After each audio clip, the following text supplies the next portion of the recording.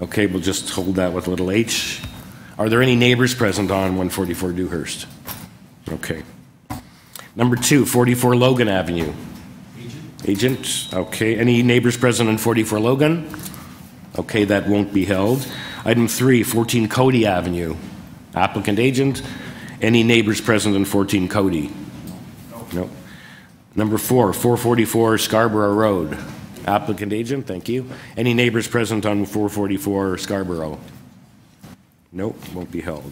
Item 5, 19 Virtue Street. The applicant here, agent, thank you. Any neighbors present on item number 5? 19 Virtue, no. Item 6, 146 Manning Avenue. Applicant agent. Any neighbors present on item number 6, 146 Manning? Number 7, 899 Gerard Street East. Applicant agent. Thank you. Any neighbors present on 899 Gerard? No, and I'm just advised, I guess we're now running on YouTube. We're up and running. Number 8, 25 Hiltz Avenue. Applicant, agent, thank you. Any neighbors present on Hiltz Avenue? Yes, okay, that matter will be held. You want to put up your hand, agent and neighbor? If you'd like to have a discussion outside, it's not mandatory, but we find it is sometimes of great assistance in understanding the variances and what exactly the applicant is proposing. Okay. Item 9, 68 Barrington Avenue. Agent? Guess you're behind the bar. Oh, okay, there you are. Okay. Any neighbors here on item number 9, 68 Barrington? No. Item 10, 99 Northridge Avenue. Applicant or agent? Yes. Thank you. Any neighbors present on 77 Northridge? Nope. Item 11, 21 Wallington Avenue. Applicant, agent here? Okay, I guess they're stuck in traffic with item number 1. Item 12, 14 Normandy Boulevard. Applicant, agent, thank you. Any neighbors present on number 12, 14 Normandy? Item 13, 36 Amroth Avenue. Agent, thank you. Any neighbors present on 36 Amroth? No. Item 14, 11 Brookmount Road. Applicant, agent. Any neighbors present on 11 Brookmount? Yes. Okay, that matter will be held. You want to put up your hands so you can see each other? And if you'd like, you can have a discussion. It's not mandatory, but it helps. Item number 15, 261 Lansdowne Avenue. Applicant, agent, thank you. Yes. Any neighbors on 261 Lansdowne? Behind the post. Behind the post? Okay, so that one will be held. Item 16, 54 Hamley Avenue. Agent, thank you. Any neighbors on 654 Hamley? No. 17, 307 Kenilworth Avenue. Thank you. Any neighbors on 307 Kenilworth? 19, 223 Springdale Boulevard. Okay, thanks. Any neighbors on Springdale? 21, 53. Did you miss 18? You missed 18. Oh, I missed 18? Sorry. Palmerston Gardens. 35 Palmerston Gardens. Agent, any neighbors on Palmerston Gardens? Okay. Item 20, 72 Farnham Avenue. Applicant, agent, thank you. Neighbors present? Okay. So if you would like to have a discussion outside, you can do so. That one will be held. 3, 21 Randolph Avenue. Thank you. Any neighbors on Randolph? And last but not least, number 24, 177A Lyndhurst. Agent, any neighbors present on Lyndhurst?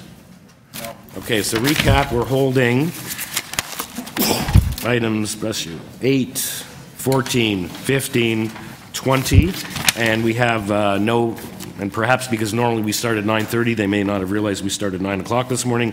Items number 1, and anyone still here on number 1, 144 Dewhurst? The applicant or agent arrive?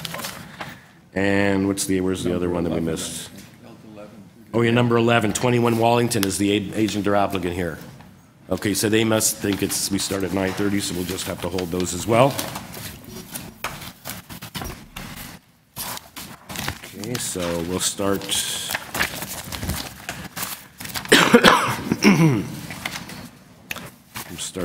Dealing. Should we deal with the deferral requests, or does anyone have any requests to defer their application this morning?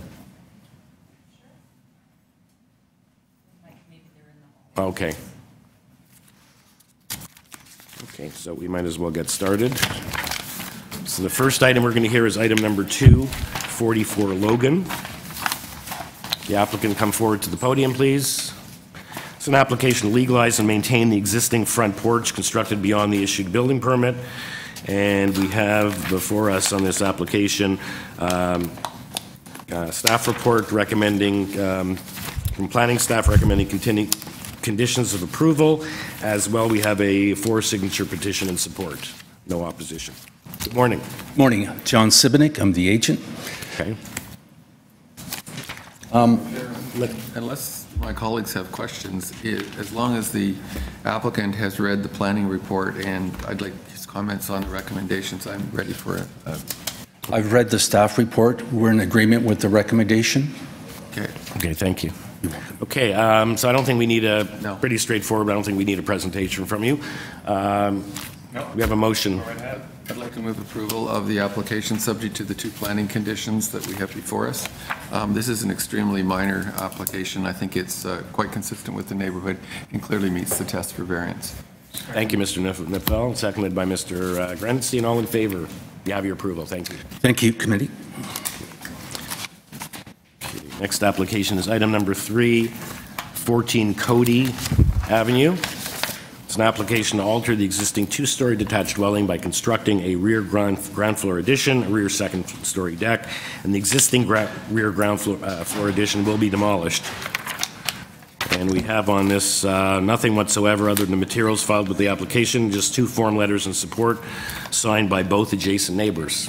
Good morning. Good morning, Chair and members of the committee. My name is Jim Sod from Paradigm Architecture and Design. I'm the agent on behalf of the owners. It's a very straightforward application, just asking for a slight increase in the in the floor space index. The GFA increasing to 0.78 times the lot area versus the permitted 0.69, and the only other variance requested is the width of the stair accessing the rear deck into the rear. There also. Yeah, 0.69. 0.78 instead of 0.69. As long as the notice is right.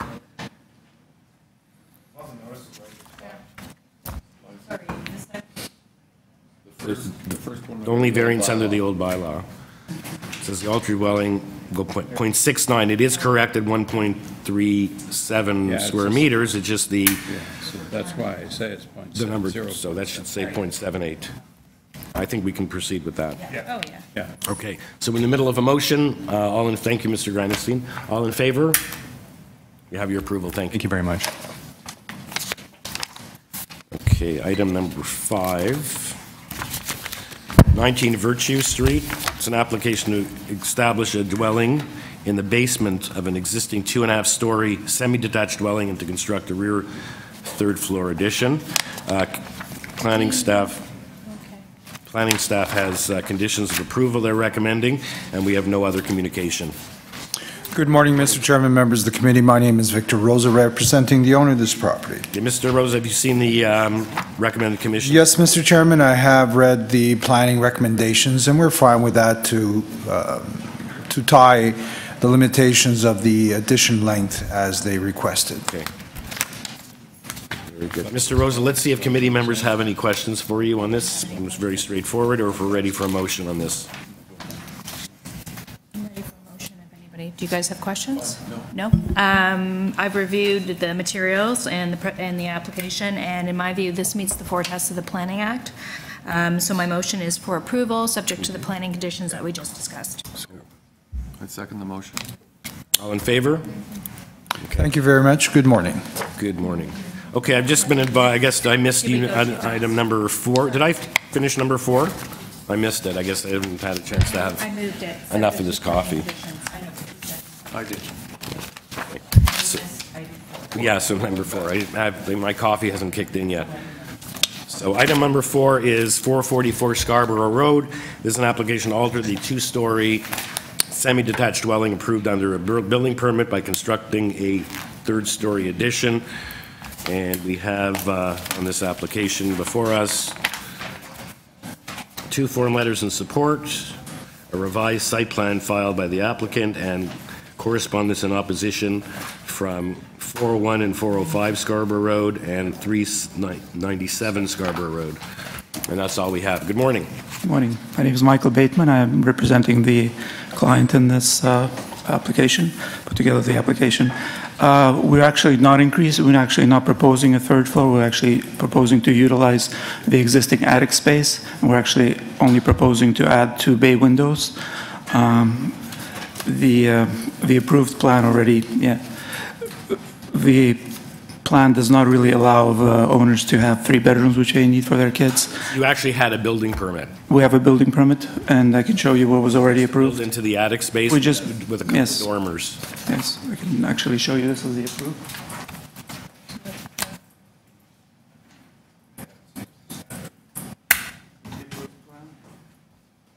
Of the elevations, and what we really are proposing is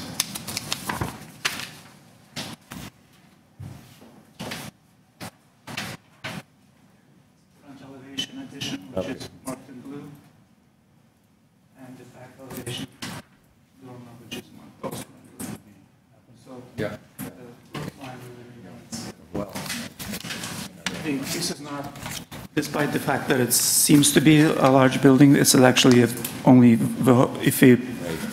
if approval is given, then the home floor area or gross floor area is going to be around 1,700 square feet. And I see, Mr. Bateman, you do have the consent or the approval of the both adjacent neighbors, and the other neighbors are further away by Yes. some. There's quite a number of other buildings that have 3 stories and utilizing their attic space. I included a couple of examples, but I can show them. I don't think that's necessary. Okay. It seems like they didn't understand. They thought you were going to make the house that much larger, and they're not even close by. So the people most directly affected seem to be on side with this. Any questions? Is the attic space habitable now, or do you have to No, it doesn't have to change at all. It's actually completely habitable. We're allowed to actually go quite a lot higher than where we're going. The building is only about 8.5 meters. We're allowed to go up to 12 meters in that area. I note your only variance is for GFA, or gross floor area. Yes, yes. There's no increase in height at all. Mr. Chairman, the applicant's answer. Okay, moving on to item number 6, 146 Manning Avenue. It's an application to legalize and maintain the rear second-floor deck constructed without proper authorization. And we have before us on this application correspondence in opposition from 131 and 129 Claremont. I have an additional 3 letters of support that You weren't. want to bring those forward? And we'll just add it to the record. Thanks so much. Okay. Letter of non-objection or support, actually, from 127 Claremont, 144 Manning, and 148 Manning. So both adjacent neighbors, and I assume the one in Claremont is somewhere in the back. They're diagonal from the back. Okay. Okay, we'll add those to the file. Go ahead. So yes, Andrea Spencer with Infinity Architecture and Design. I'm the agent on this. Great. You're listed as the agent. So why was the deck constructed without proper authorization? They had an original designer that didn't understand that they required a permit for it, and the builder did it without having a permit. And then once it was flagged flagged by the neighbor directly behind. She was concerned about privacy. So then my client understood what the process was. She retained me, and then we've gone through the proper channels. Okay, thank you. Number 1 under the old bylaw, it's likely a typo, but it's the minimum required side lot setback is .45, and it says the north side lot line setback is .8. Larger. So it's larger, and so that must be a typo of some sort. Sorry, which item are you looking at? Number 1 under the old bylaw, you're asking the north side lot line setback to be .8 when the minimum required is .45. So that seems to me to be a typo. I think they may have them Maybe they have flipped. the mixed, Yeah, let me just check our plans. you need .8 and you're going for .45. Wow. .45. Yeah. there just isn't a variance. Or maybe it's 0.08. Yeah. We just have to figure here. But we want to get it right. By the way, if you prove this, it's going to help her. Yeah, I believe it's just a typo. What's it supposed to be, do you know? The setback to the rear line Yeah. is, sorry, it's just very small. Lot line setback. The side lot line is 0.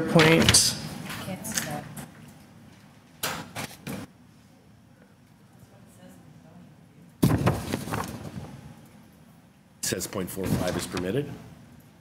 Where a wall has no, So, and this is the proposed side lot line setback is 0.8 meters on the north side. which is more than what you're required. Yeah, it's not a variance. It is It is 0.8? it is 0.8 on the plan. So it, Want to remove that variance? yeah, it's not required for what it is. Okay. Okay.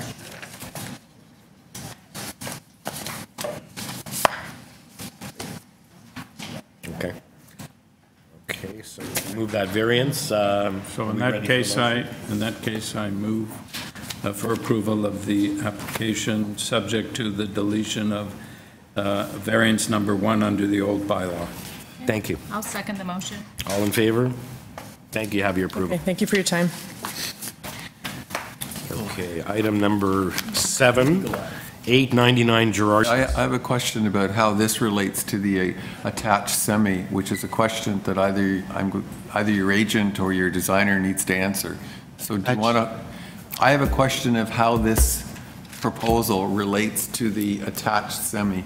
There's no drawing that shows how this relates to the attached, semi-detached unit. I need a drawing that shows me that. He's running late. Is your agent coming, sir? He said 10 minutes away, so. Okay, so we can hold it down. Yeah, sure, yeah. Okay, we're going to hold it, okay? Thank you.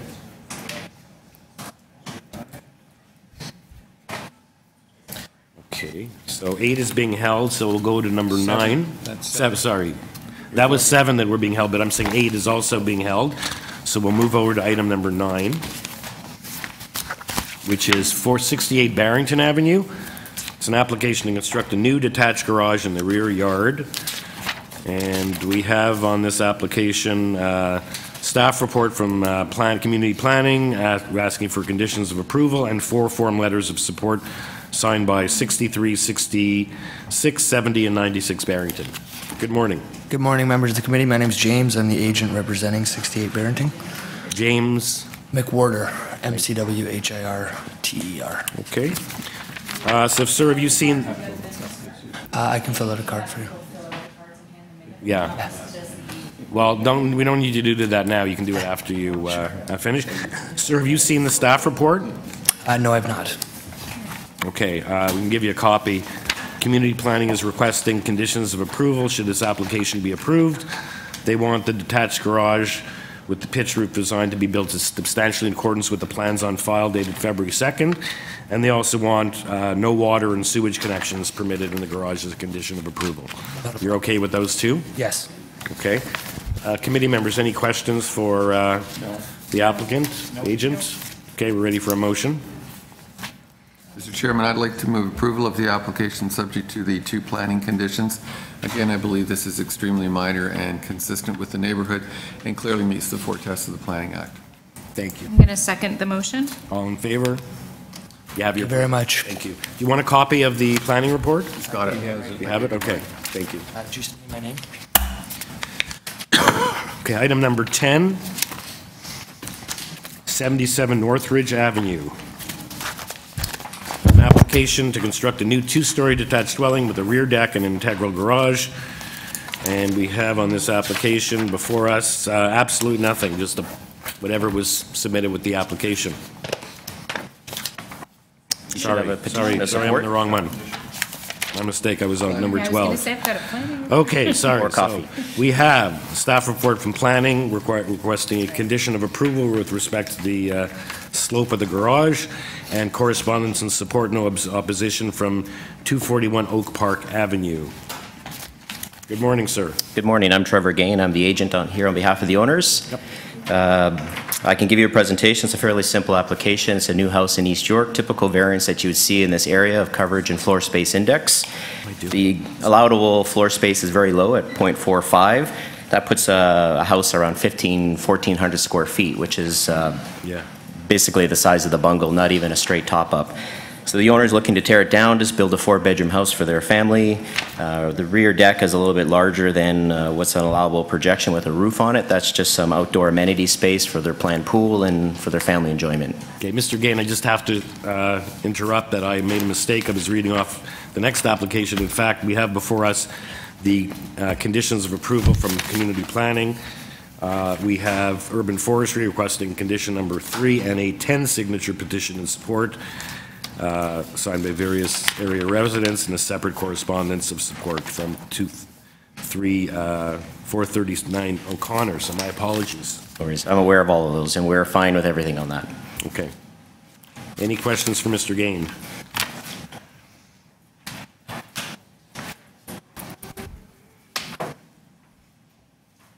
And if there are no questions, are we ready for a motion? Conditions. Thank you. I'll second the motion. All in favor? Thank you, Mr. Gain. You have your approval. Thank you. Okay, number 11, no one was here when I called it at 9 o'clock, perhaps. Is anyone now here, the applicant or agent on 21 Wallington Avenue? Okay, so is there anyone else here on this application? Okay, so yeah, I assume you both probably thought we started at 9:30 like typical, but today we started at 9. So let's hear from you, then we'll go back to number 1. Okay, so number 11, 21 Wallington Avenue. It's an application to alter the existing single-story detached dwelling by constructing a complete second-story addition, a rear 2-story addition with ground floor deck, a basement, a walkout, front porch, and an integral garage. So we have a little bit of everything here. This is the one that I was talking about before, that the condition is, committee planning has provided a memo requesting condition of approval of a positive slope on the driveway from the front property line to the entrance of the garage. And we also have correspondence and support from 241 Oak Park. Good morning. Yep. Can you get your name and address, sir? My name is Reza Sakavati, and I'm the agent of the owners. And you're listed as the agent here. That's right. Okay, let's see if committee members want a presentation from you on this. I have a question about the variances for the front lot line setback and the encroachment of the front porch. Is that an existing condition? You're not going any further to the front, are you? The thing is, no, it's not that's right, because the main level is so high that we have fewer steps to get to the main level, and most of that encroachment is the staircase, really, not the main wall of the building. Is that already an existing? That's already existing as well, yes. No other questions. Okay, any other questions, or is someone ready to bring a motion?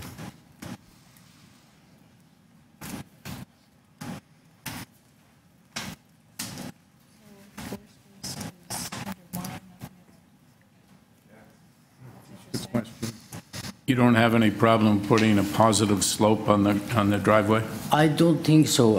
Maybe 2% not possible, but I'm sure 1+ would be possible for sure, yeah. Thank you. Mr. Chairman, this isn't a question, just a comment. I have a concern with this application. I will not be supporting it. It's effectively, regardless of the definition of the bylaw, visually it's a 3-story building adjacent to a bungalow.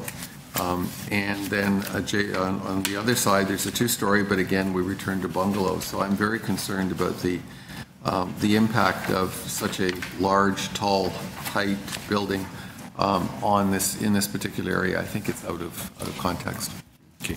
Related to that question, you had Mr. Nipfel, your comment. Can we ask the applicant or the agent, what is the current floor space index? You're permitted 0.75. You're asking to go to 1.07. But do you know what the house currently is at before the additions? No, not off my memory. So no. Is it lower? Is it higher already? You are adding quite a bit here, adding a 2nd story. But what we are doing, Two-story. on the west side of this property, there is already been built 3-story, that we are just doing the same thing as what they have done. Okay, so Right on the you're saying that the west side of it. 1.07 times the area of the lot of 247 square meters is common for the area? No, I'm not saying it's Your common. house next door is a bungalow, and then, other than the next one, or is it predominantly bungalows on the street? On one side, there is bungalow. On the other side, the existing building is what we are trying to build.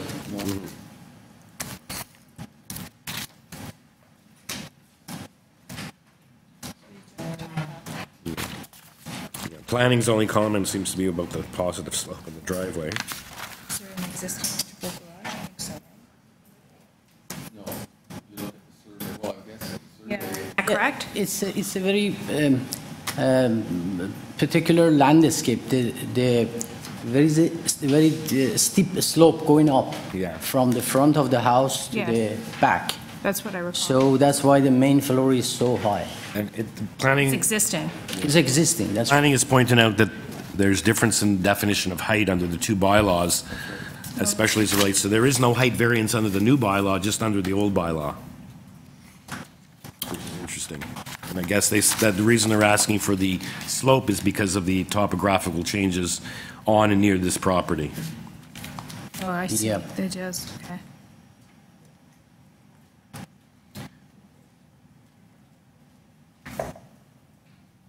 Are there other, I'm more concerned about number 3 under the old bylaw, that you're asking for a height of 9.71 meters, and that was Mr. Nepfeld's concern because you're next door to a bungalow.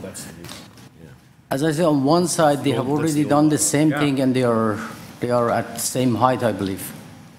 Where? One neighbor is already constructed the same thing and is at the same height. On one side, the existing is a bungalow, but the other one, the existing is 3-story building. It's exactly same as what we are planning to do. Yeah. All right, and what about the rest of the street? Rest of the street, I can't remember, but they are all up and down. I mean, the one who have been developed, they are high. But the old ones, they are bungalows mostly. So as I understand what you said, that this was a bungalow and you dug down and put in an integral garage? Is that correct? That's right, that's right. As I said, because it was a very steep slope, and we are trying to dig that and make a garage into the basement. So that's why it's, So did the integral garage contribute to the height of the building? Not really. I mean, this is the interpretation of the examiners, because from existing condition, if you take the two sides of the elevation of the two sides of the house at the front wall, we are complying with the bylaw. But because we are digging down in order to have access to the basement, to put the garage there, then they are taking the established grade from that point, which, that makes us exceed the height, yeah. So how high is the building from ground level? Approximately, I'm not holding you to... You're asking for 9.71 because they're measuring from the dugout garage. What is... From the existing grade, from the existing condition, we are below 8.5. But when we dig for the garage, they are considering from that floor. Then from there, we are 9. So you're the building next door, not the bungalow, but the other one is the same height as your building? Exactly the same Does it have an integral garage? Yes. Yeah. They have done exactly the same. I mean, we are doing exactly what they have done. Okay. Okay, hold on a second. These pictures. I guess that's it there. That's 23. This is 21. There's no number on this house. Oh, that says 25. Okay. We thought both said 23. So that's the house there. Okay, what's the one next door look like? Yeah, the one on in the rest, can you see the street? Is the street primarily bungalows or a bit of both? Yeah. A lot of bungalows.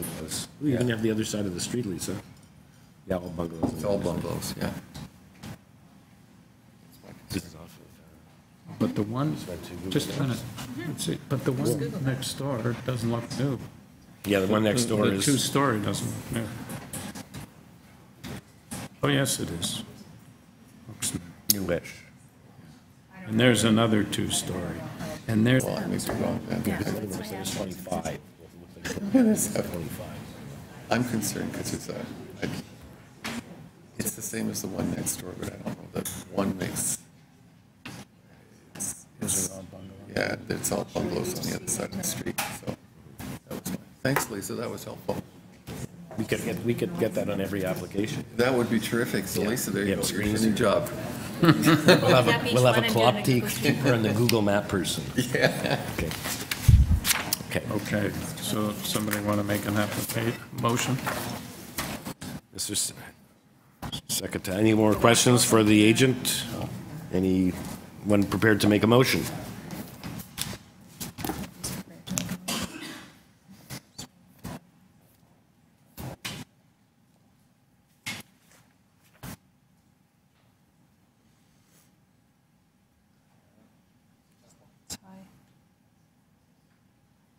There is no variance other than new bylaw, which is interesting. I would assume he's already right now under the floor space index. He couldn't tell us, the applicant, but Yeah, that's not what currently is at. yeah, because it's talking a top up, a rear addition. Yeah, it's hard to say whether these other ones Yeah. go back as far.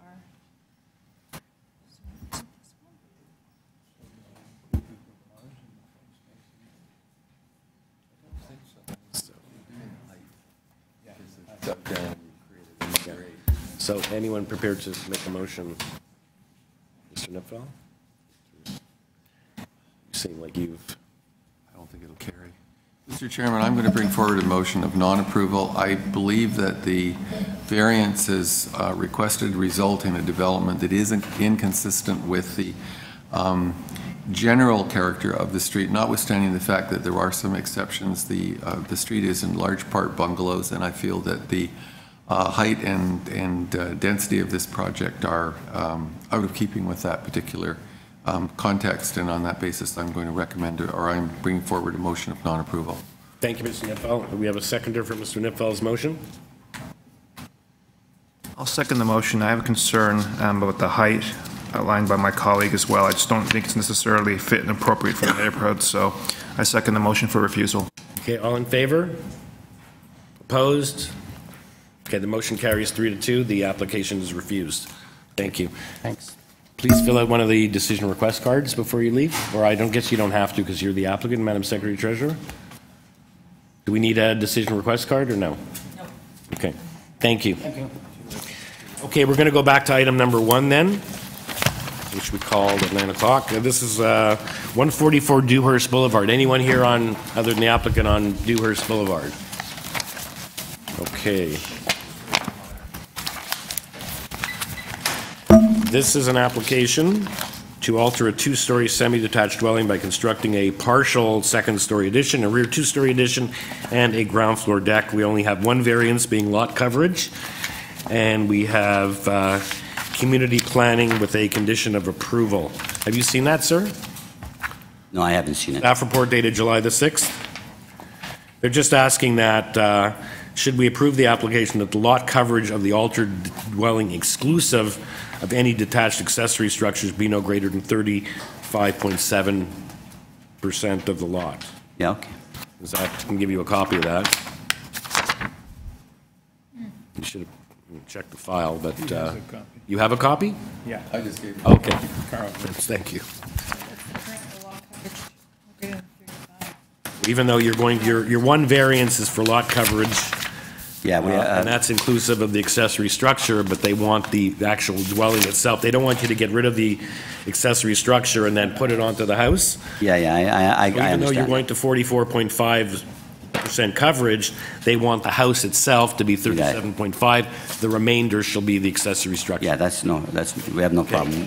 We're actually improving the coverage because we're taking out some of the greenhouse and that's there now, so it's actually so you can live coverage is less, but we're okay with what. Okay, Mr. Perez, thank you. Any more questions for the agent, or are we ready for a motion? There are no questions. I move that the application be approved. Subject to the condition? Yeah. Okay. Second by Mr. Nipfel. All in favor? Thank you. Okay, thank you very much. Okay, so now we're going back to item number 12, I believe it is.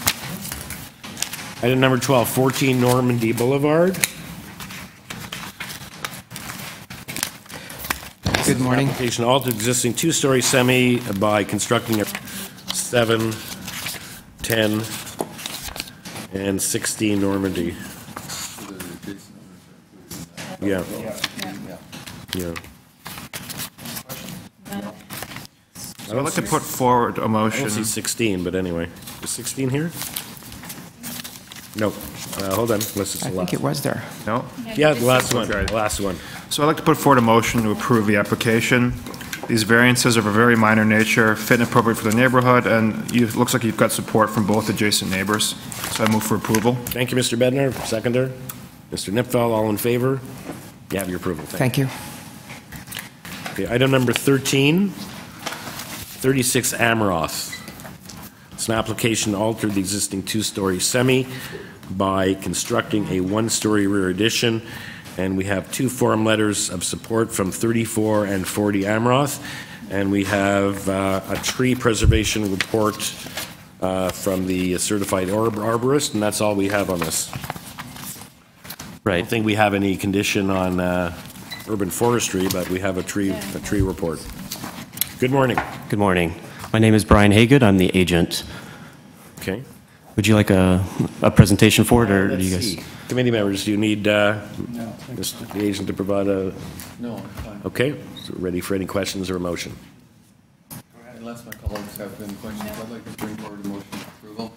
I believe that the application is contextually correct and appropriate for the neighborhood. I'm also impressed with the initiative you've taken with the trees. You're using helical, I think they're called piles. Yes. To protect the trees, and they're large trees, and that's quite appropriate.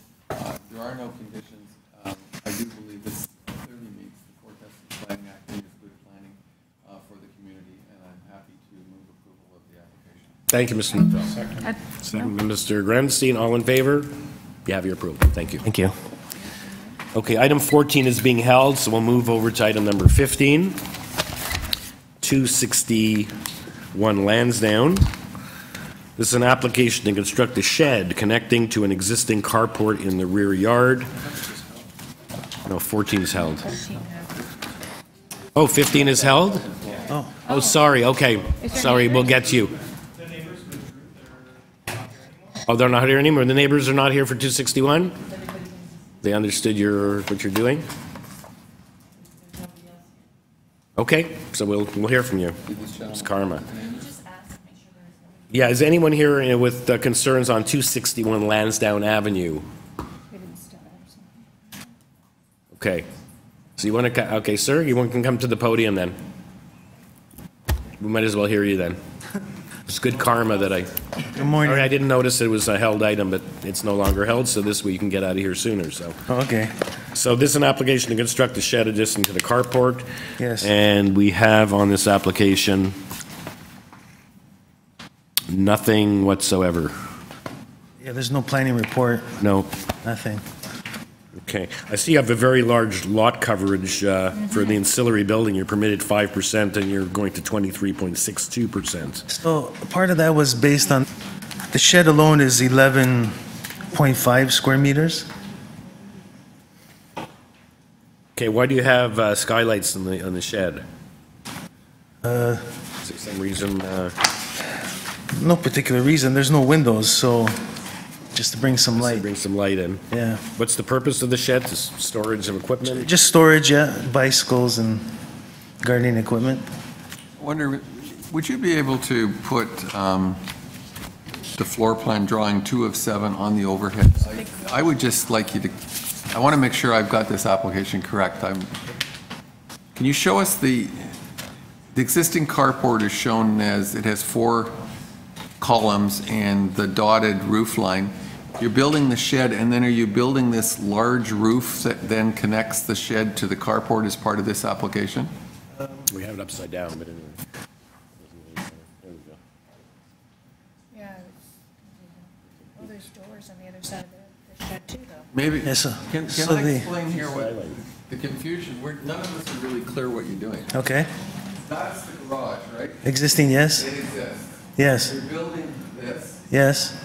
and as part of that, are you extending a roof that goes and connects to here? That's correct. Yeah, that's correct.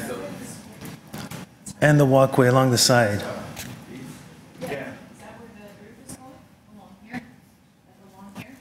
Yes. Yes. Yeah, it goes beyond the shed. Yes, there's an overhang, covered walkway. And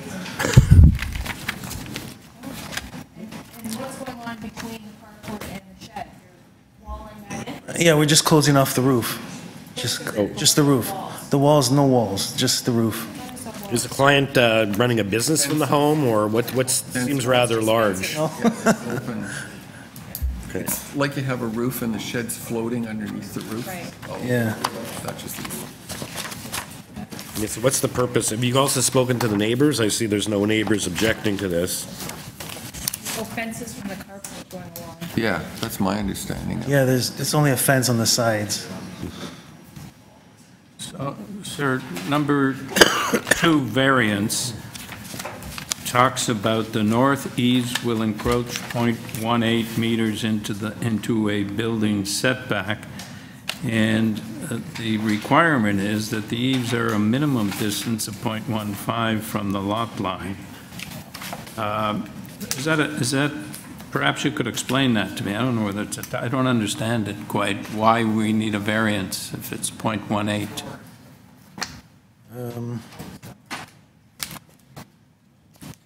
I see there's a lane at the rear of the property, correct? That's that how you access the garage? Yes, there's a laneway, yeah. Laneway. Fence. So variance number 2,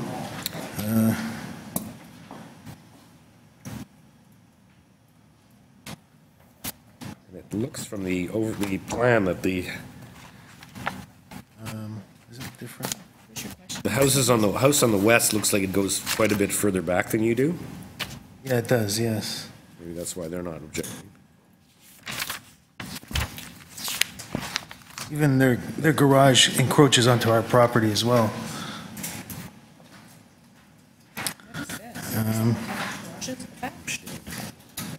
Well, we don't have an answer yet. Yeah, I'm trying to About figure. the eaves, why is that variance there? Oh, That's this area. The 6 feet between the garage and the shed are going to be an overhang.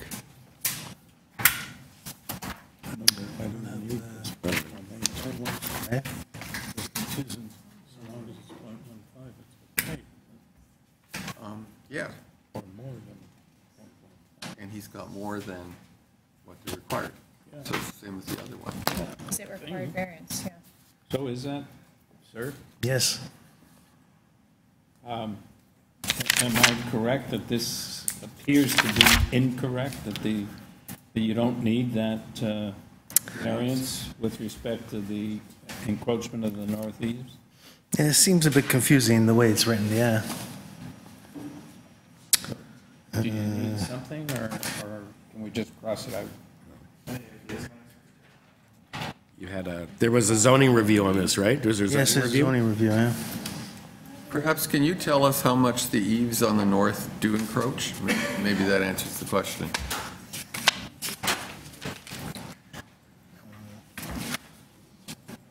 Well, the eaves overhang 0.15.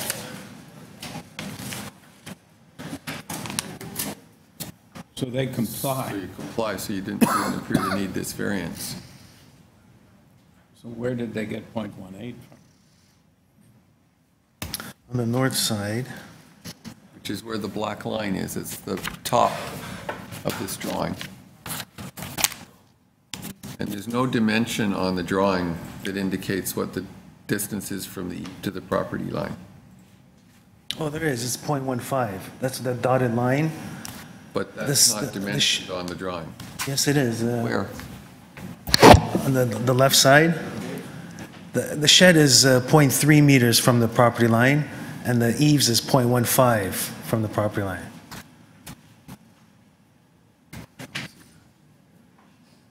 Do you see that, or? I can show you.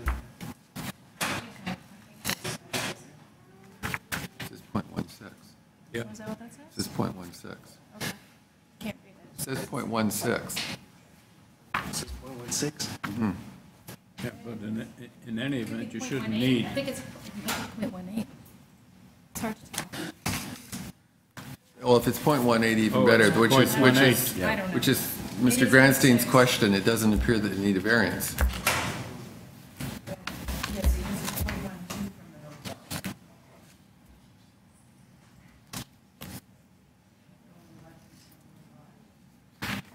But he says it's .15.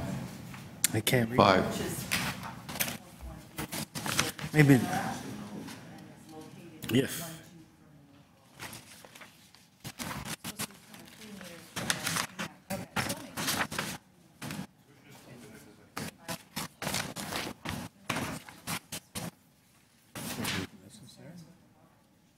I don't think it is, but if you approve it, it is going to hurt him because it doesn't hold him to something that's more stringent than the bylaw.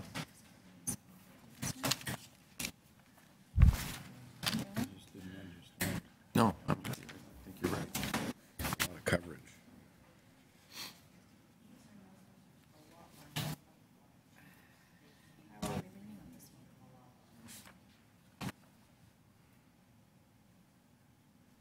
Does anybody have any other questions? No. I, regardless of what item variance number 3 says in terms of the eaves, I have concerns about the size of this structure in terms of the lot coverage.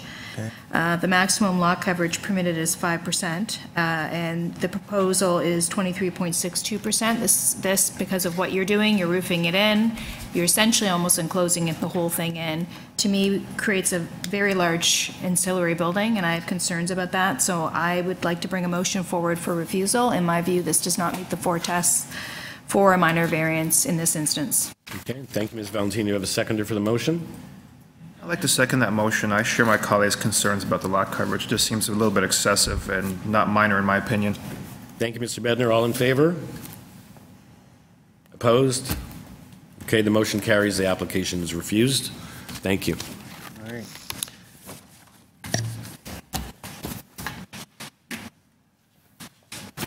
Okay, item number 16, 54 Hambley Avenue.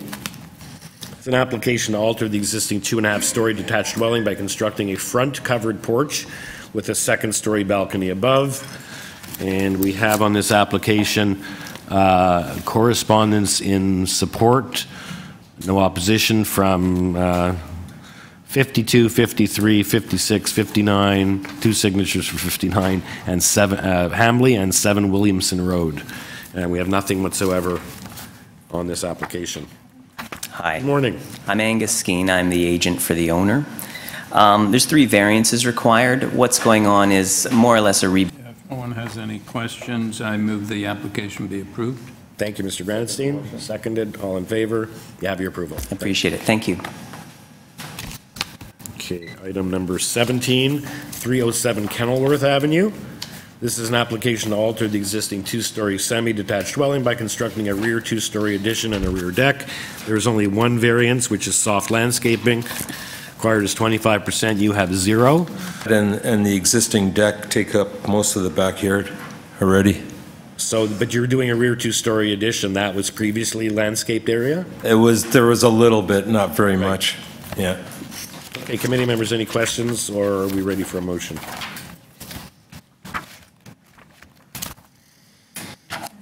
Do you have any idea what the percentage of soft landscaping was prior to the addition? I appreciate that it's all covered with deck and parking now. I'm just wondering what the existing condition is. I think there might have been like maybe 3 or 4%, possibly. Before the addition? Yeah. That's where the addition is Keeping the going. existing Yeah. deck, putting a new one up above. Like a walk-in.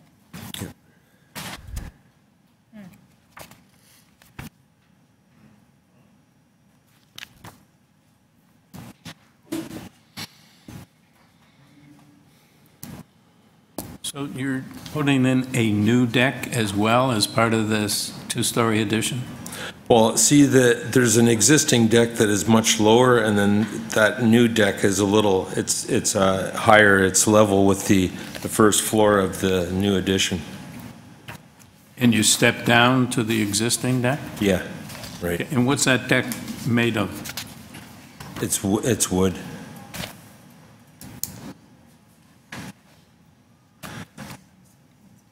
There's also quite a slope on the property from front to back, so there's like different levels going towards the back.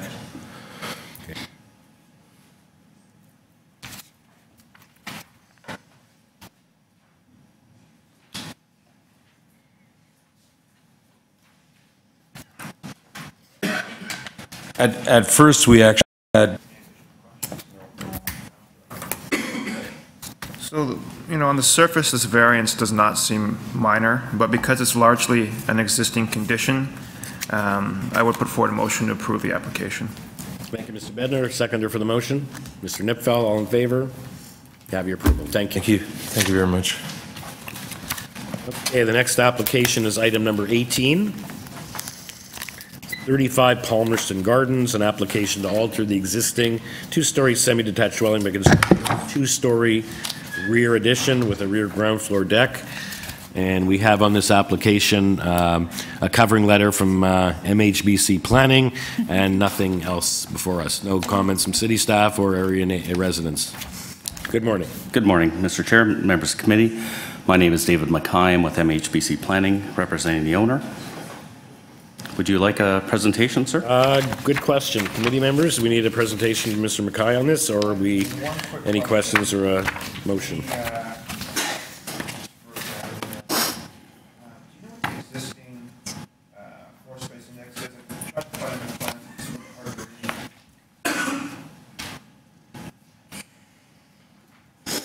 It's 0.74. It's on the cover page, the area of the existing house under line 7. Okay, yeah, I see it there. It's very small sheets. Yes, no problem, sir. So 133.5 meters square. Okay, so any more questions? I assume we don't need a presentation. Do you have any more questions for Mr. Mackay, or are we ready for a motion on this? Mackay. Mackay. Thank you, sir.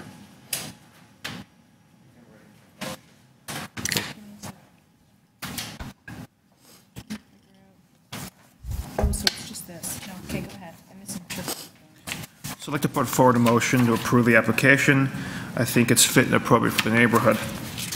Thank you. All in favor? You have your approval. Thank you. Thank you, sir.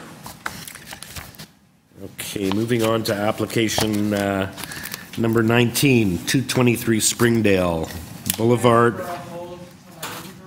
Sure. Okay, thank you. For agent. Yeah, 20 is held, so on to number 21. 53 Spark Hall Avenue. It's an application to demolish and reconstruct the attached garage on the east side of the semi-detached dwelling. And we have before us 2 photographs of the property supplied by the applicant and 11 form letters in support signed by area residents, including, looks like both, no, 51 and 50. Well, it looks like we don't have number 55, but we have 51, 52, 54, 56, 60, 34. Both adjacent. 36. We have both adjacent? Yes, you do. 38 Ingham is the other one. It's a corner lot. Oh, I see. Okay, Yeah. it's a Yeah, corner. Okay, my mistake. Does anybody have any questions? Okay. We should get this gentleman. Yeah, let's get your name and your name, My please. name is John Nudick, and I'm the applicant. Okay. Thank you. If nobody has any questions. I have a question. Okay, you go ahead. The parking space is 4 meters in length. Is that existing? That is existing, that's correct. So what kind of car do you put in there? It's Or you don't? Well, it barely fits my little small sports car, but this is a typical Riverdale garage, which they're all small for that neighborhood. All right, thank you, sir. If nobody has any other questions, I think, given I would like to bring a motion forward for approval. I think in this case, it's an existing, you're rebuilding an existing garage that's already there. Given the location, it's a corner lot. It's not a standard size lot. It's kind of oddly configured. So in my view, the variances given the existing lot are appropriate. So my motion's for approval. Thank you, Ms. Valentini. A seconder? I agree and will second the motion. Okay, all in favor? Have your approval. Thank you. That wasn't too hard, was it? Okay, item number 22, 99 North Coast Avenue. This is an application to alter the existing semi-detached dwelling by constructing a rear third-story addition and a rear third-story deck.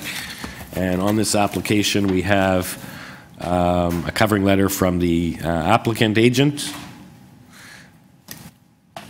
Yes, from the owner, actually, and a 17-signature petition in support, no opposition, signed by various area residents. It looks like this include both neighbors. 101 is there, and 99. Is it 99 next? Is there a 99, or is this another corner? Yeah, Oh, you've given us a little map showing where you got support. They're all over the place. I see. but there it Okay. is. Okay, you really Two did your on either homework. side, that one and the Yeah. one. Okay. These guys, some of them are pretty far away, but you got the important ones. No, I think they went to a school function to get those. Okay, last that's ones. great. Smart. Tips and tricks for committee.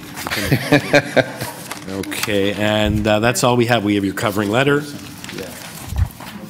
So let's see, do we need a proposal, we need a presentation from the applicant? Or are we Say ready? who I am, maybe. Questions? Hi, my name's Stuart Adams. I'm a principal with Unit A Architecture, the applicant. Yes, STEW. Adams, ADAMS. Okay, Thank you. It's consistent with the neighborhood. There's been great respect paid to the existing Victorian facade. There is no impact on that on the streetscape, and I think it's a good application, clearly meeting the four tests of the Planning Act. Thank you, Mr. Neptune. I agree with the comments made, and I'd like to second the motion. Okay, all in favor? You have your approval. Thank you very much, committee. Okay, item number 23, 21 Randolph Avenue. This is an application to permit office use within the existing four-story building. And we have a report, a covering letter from Michael Bassett of Bousfelds. And we have a staff report from Community Planning recommending that the application either be deferred or refused. And I guess the issue is this CNR CPR rail line to the west. Mr. Chairman, there is one other question. When the applicant starts, could he clarify the existing uses of the building? Because it appears that there are offices already, but perhaps I'm wrong. Okay. In terms of the... Okay. Mr. Bronskill, first of all, so you're aware of the staff report? You're going to speak to the issue Before of we deferral or refusal as right. well, Ms. Valentini. I'd like to make a declaration, given that I have a current work file with the solicitor for the applicant. Thank you. Okay. Thank you. I forgot, and I appreciate, thank you, Ms. Valentini. That's okay. No, you weren't listed as the agent. No. I became involved after the staff report on Friday. Hey, they brought in the big guns. That's right. Okay. I know a little bit about rail corridors in the city of Toronto. Last name is Bronskill, Bronskill, first initial D for David. I'm joined by Mr. Bissett from Bousfields, who provided the planning in relation to this file. Just in terms of the deferral, obviously we're not supportive. If I can, just for the committee, give a bit of the chronology. The application was filed February 28th of this year by Mr. Bissett. June 20th, planning initially had suggested to hold off scheduling the matter for a public hearing. We provided them some additional information on that same day on June 20th. And on June 20th, planning then confirmed that they had consulted with Robert, I think it's Giles, with the official plan team in the City of Toronto. They confirmed no rail safety risk assessment would be required, and this was in part based on the fact that there's no additional construction or expansion proposed to the building. So that was June 20th, and then you might understand our surprise from our client in receiving then the report on Friday, which actually is a fundamental reversing of that position communicated to us in writing on June 20th. Obviously, we're not in favor of the deferral. We think that maybe the staff report hasn't focused in on this building. I'd like, if I could, for the committee, give a bit of context for where the building is. It's an existing, it's an industrial, I know we've asked you to comment, it's an industrial building now? It is and it isn't. So it's an old industrial zoning, but its uses are not, I would say they are not industrial. We've got the photo up. We have it on a large board as well. You can see where it sits. Bloor to the direct south. The Dundas Street West station is frankly just a little bit west. And it sits, frankly, next door to an entrance to the GO. There will be a new station access to the TTC station for Dundas West, literally adjacent to our client's building. Between the client's building and the GO corridor here is the bike rail path that runs all the way up. And so, frankly, it could not be better situated in terms of transit access. 21 Randolph, our client has improved it already. Our client was involved in funding and doing a mural. Okay. This is the bike rail path that runs. Okay. This lovely patch of green here is where the new entrance is going for the Dundas West TTC station. That's where you go in for the GO, where, frankly, the trains are. So how does that area relate to where the building is? Can you show them context of? Oh, that's there, okay. Right there. So the argument is it's improving its terrific, Trend derails. right, well, This is a dimension from the mural to the platform. there's a bike lane. That is Across from here. Oh, that's approximately 10 meters or so? About 10 meters. Where's Issues. the parking for all, they say there's going to be tons of people coming to this building. Where do they park? There's an agreement for shared access with parking with, which is the municipal number? This is on a block just next door to the east. This is on a block with underground parking. There's a shared servicing agreement. There's existing underground parking in that location. This guy here. So they've got an ability to. I see, okay. So that's this building here? That's this building here. What is this building and this building actually? In this location, there is social housing. I see. And in 1990s, there was approval here. What about this building here, just, is that to the south? Yeah, to the south, this building, because this is close to the rail corridor, so. But that's, I think that's It's a public housing building as well? It's an old, just in terms of, I want to go through the zoning permissions for you, and then we're actually going to show you a picture. Yes, sir. Before you proceed, I just have one question about the parking. Yes. I think Mr. Bissett said that it was public housing next door. There's a social housing building to the east, yes. So does that mean that the parking garage is operated by the Social Housing Authority? And Yes, sir. And the money that your client's tenants or whatever pays goes to social housing? It would go to the operator of that building, yes. There's no variance for parking, right? Correct. We're not varying any of the performance standards for this. So what's the use of the building now? If I can, sir, I'm going to answer that question two ways. I'm going to go through the zoning permissions because I think that's important just to the permission we are requesting in terms of the intent of the zoning bylaw, and then we'll talk about the existing uses, and I'll actually show you a picture of the inside of the building today. The existing, it is an I-1 zoning today. Mm-hmm. The uses that are permitted include public park, clinic, community health center, day nursery, union hall, brew on premises, duplicating shop, artist live work studio, artist or photographer's studio, communications and broadcasting establishment, designer's studio, class A laboratory, performing arts studio, software design and development establishment, so computer programmers can be in there. Okay. Parking area, parking garage, and there are qualified uses including, for example, banks and financial institutions. The qualification is that they have to be partly above, or permitted provided they are at partly above or partly below grade, i.e. first floor, so banks. The other interesting thing is there's a site-specific bylaw from 1991 that actually requires my client to have educational support service uses, a minimum of 205 square meters subsidized, i.e. free of all rent, building expenses, and municipal taxes. also a requirement in the bylaw for 718.86 square meters of community support service uses, again, free of all rent building expenses. Those uses are defined to include community center, community health center, swimming pools, municipal community centers, play lots, charitable institutions, nonprofit institutions, public art gallery, public YMCA. The educational support uses include community computer consulting services, educational uses, on and on and on. The uses permitted both by that industrial zoning and the site-specific bylaw, frankly, are akin to office uses. It's just we don't have the full range of office uses that would be permitted by the bylaw. What is in there today, and do you have the picture, Mike? You're talking about in terms of occupancy? Yes, same occupancy as would be permitted. This is what the building looks like today.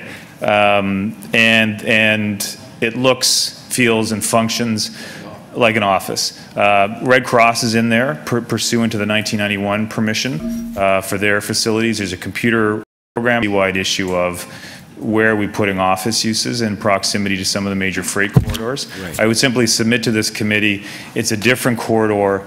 The building isn't being changed. There's no opportunity through this building to do any type of rail mitigation safety measures, frankly. Even if I agreed they were required, I don't.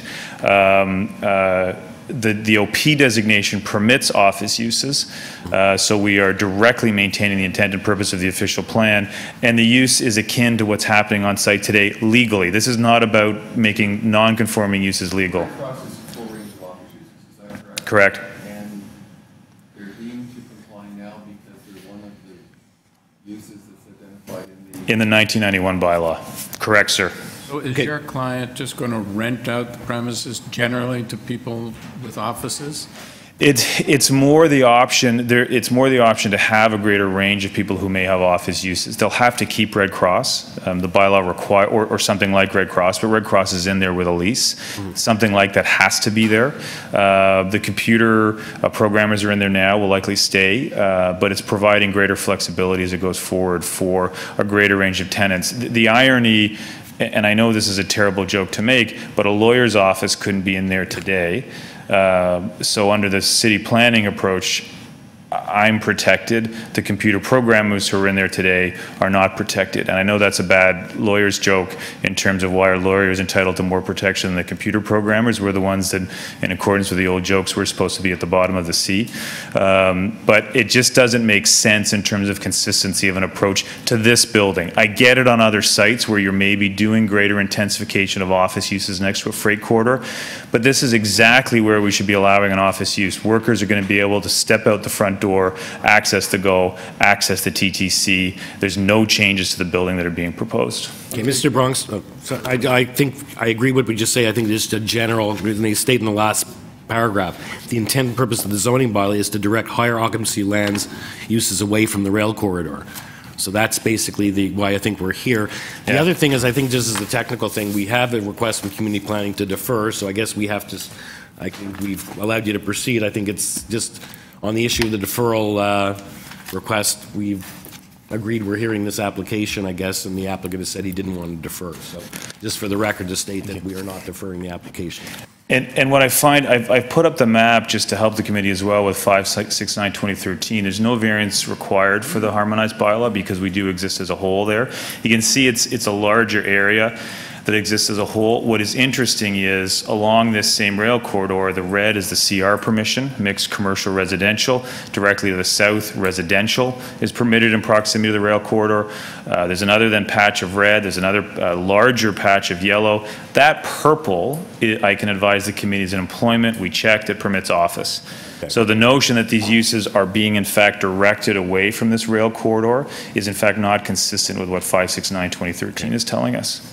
You indicated that Red Cross would have to stay because it's one of the identified or they have a lease. And they have a lease. But when the lease expires, they would still have to stay under the existing bylaw. Something similar. Something similar. I was social agency of some sort. Correct. If this variance is approved, that restriction is removed and therefore no. Or is it? No, it's not. It's still there. It is. This just expands the potential uses other than those minimum GFAs that I read out of that 1991 bylaw. Still is the obligation for this. Yes, there is, 100%. And through you, Mr. Chair, I was being very technical in my answer about Red Cross. They have a lease. Something like them has to be there pursuant to that bylaw.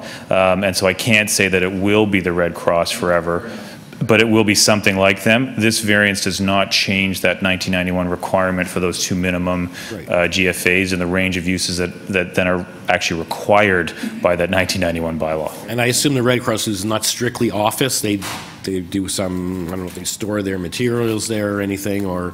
I don't believe there's storage. I think it's office. Something ancillary to that? Or? And I don't think there's anything that, interestingly, office is an accessory use to all of the listed permitted uses under the 1991 bylaw, so it is in fact permitted today. So it's more of their administrative offices, as opposed to storage. Okay. So I take it that you don't have... It's adaptive reuse. Yes. Thank you. Any further questions for Mr. Bronskill, or are we ready for a motion? Okay. I move that the application not be deferred and be approved. Thank you, Mr. Granitstein. Seconder for the motion. I'll second the motion. All in favor? You have your approval. Appreciate the committee's time. Thank you. And we'll move on now to item number 24, 177A Lyndhurst Avenue. It's an application to alter the existing, and I think there's a typo there. I think it's a three-story, Ms. Kuhn, not one-story detached dwelling, by constructing a one-story addition to the front entry vestibule and installing a window on the west wall. And we have on this application, we have quite a bit. Yep. We have previous decisions of committee affecting the property, correspondence regarding background information from the agent, Monica Kuhn. We have an OMB decision on the property. We have correspondence from TRCA, correspondence from Urban Forestry. We have a letter to the neighbors that copy what the agent sent to the neighbors, and we have correspondence from TRHA and from Urban Forestry. Urban Forestry advised they have no objection. So my name is Monica Kuhn. I'm the agent for the owner who's with us here today. So TRCA and Forestry have no issue. This house is on a ravine backing onto St. Clair area. It's a very small development, but and there are only really two variances. Okay, so the FSI of 0.95 versus 0.6, do you know what the current dwelling is? Yes, so in that letter that I sent to the neighbors, there are two variances. One is the floor area, and the trick here is that under the old bylaw, you were allowed to count the whole area of the lot, including the ravine. Under the new bylaw, you are only allowed to go up to the top of slope. So it cuts the lot area down quite significantly, which changes the percentage numbers. Right. So our addition, the proposed addition, is a front enclosing part of the front porch, just to give us a bit more vestibule space and to make the house more attractive. The front porch is pretty ugly. And so that area is only 16 square feet. That's basically all you're doing here.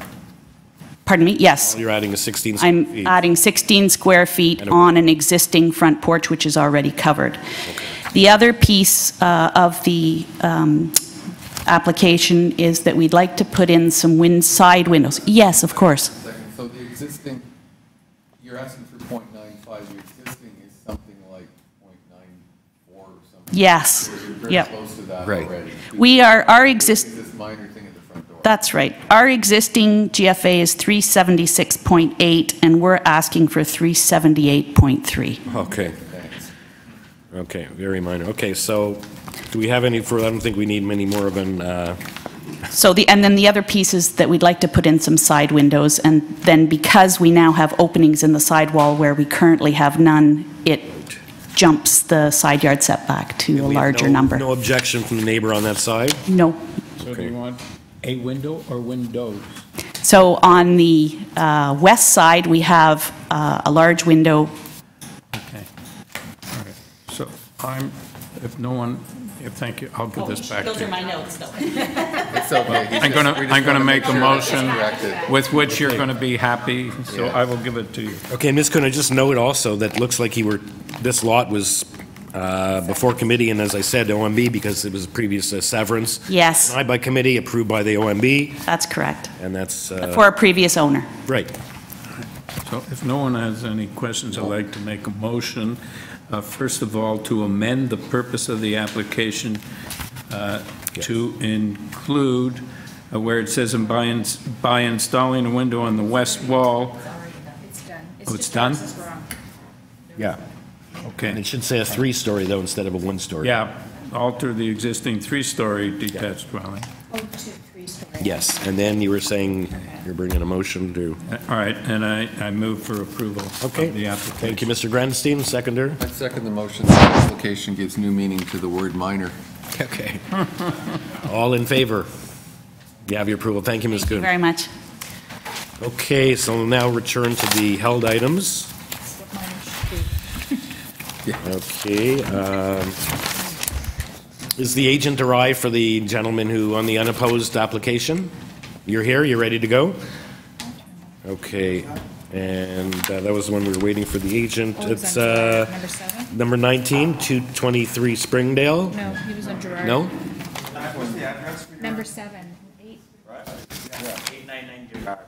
It's on number 7 already. Oh, okay. Right, okay, we have that one to wait till the agent arrives, and then we also have Unit 19, or... That one was held. Because his agent one where the agent wasn't. That's right. Number 19. 19, that's right. 19. 223 Springdale Boulevard. It's an application to legalize and maintain a rear yard deck which was constructed without the benefit of building permit.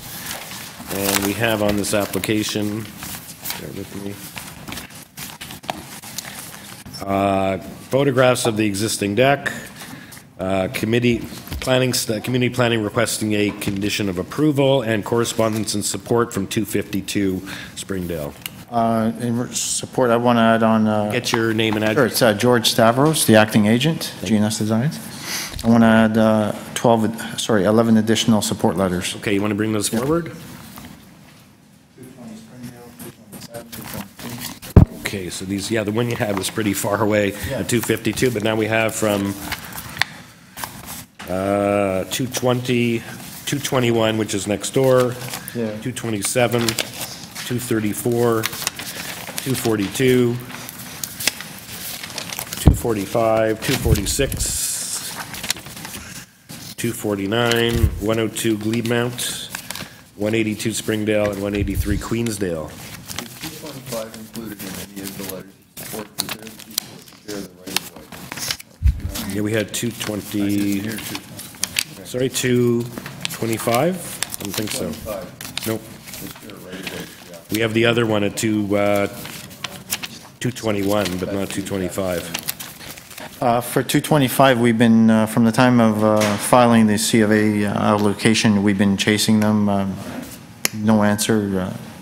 This is Mr. Kaufman, the homeowner of 223. So,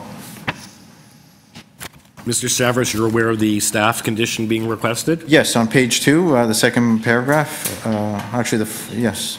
The lot coverage of the new detached dwelling exclusive of the rear deck be no greater than 35% or 56.97 square meters. Yes, and Mr. Kaufman here is aware that basically he will not build any other construction to increase the coverage of the house. Could you clarify where you currently park, and if this application is approved, where you propose to park? Thank you. We park on the street as we've never had access to the rear of our property since purchasing the property. Do you have a parking permit then?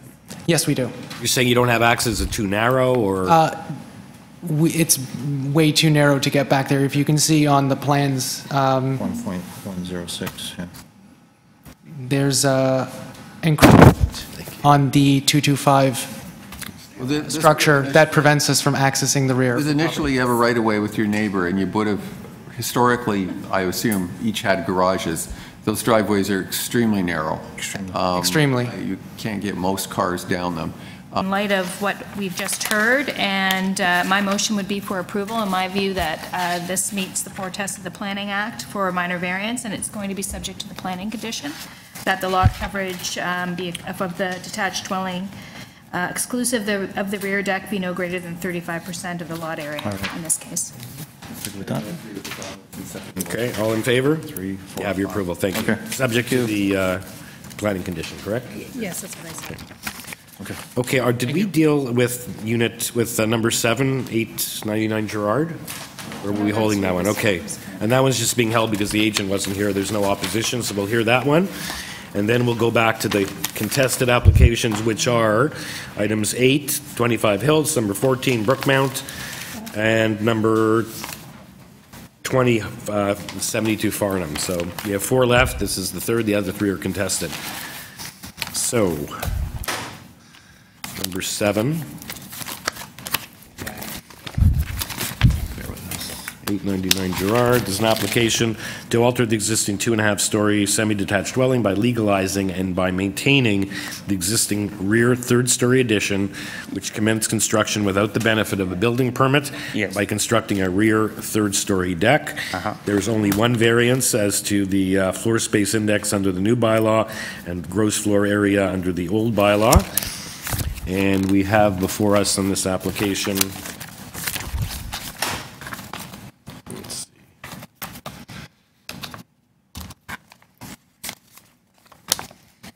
we have nothing. Just the application, materials filed with the application. So you don't have the drawings? No, I'm saying we have the information, but we have no neighbor connections. We have no comments from city staff or area or departments. Okay. So, yes, so essentially it's... address, name, please. So my name is Raman. And I am the Raman Sandhu, and I am the agent for Mr. Fernando. So essentially, it's a existing 2.5-story. We are not changing the facade of the building. We are just extending towards the back. The existing GFA is around 0.93. Okay, I wasn't going to ask you that question. And what we are going up to is 1.13. That's 1.15. 1.15. My mistake. And so there's going to be a small balcony at the back, and basically adding 70 square meters. We are adding 20. Well, sorry, from what's permitted, but yes, you're adding less than that. Yes, you're already at 0.93. Yes. Okay. The addition is constructed. The addition has been constructed. We got a notice from the city. We went. Why didn't you get a building permit? Sorry? Why didn't you get a building permit? I didn't. I thought. Just didn't know. Did you have a contractor building this for you? I did it myself. You did it yourself. Okay. And I assume you've been in the neighborhood. as a, I guess a penalty. I assume you've been charged double the application fee. So. Yes.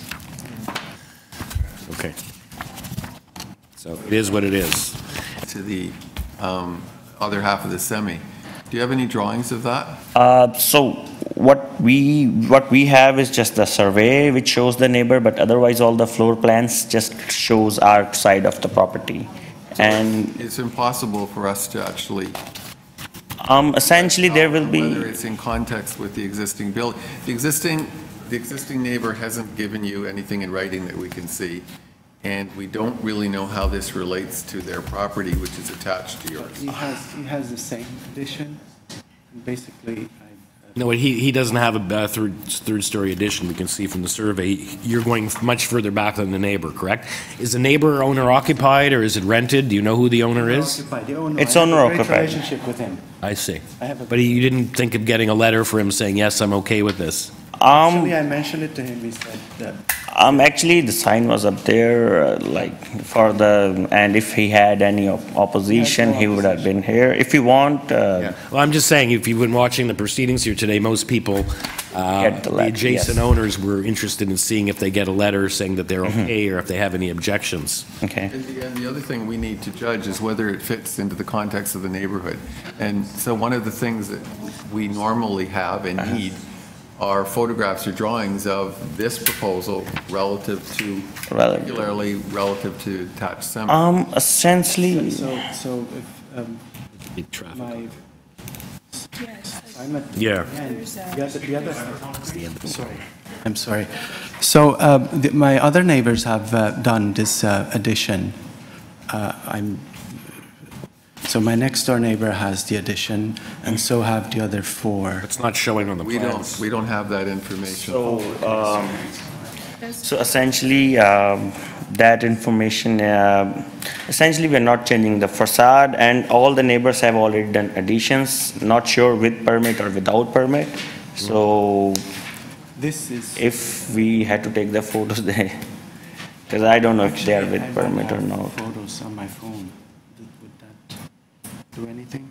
Can't hear what you're saying, sir, because you're not up, you know. I'm sorry? Are you looking, is he trying to look for pictures or? Yes, he's looking for a picture. We can't hear you because you're not standing. Oh, I'm so sorry. I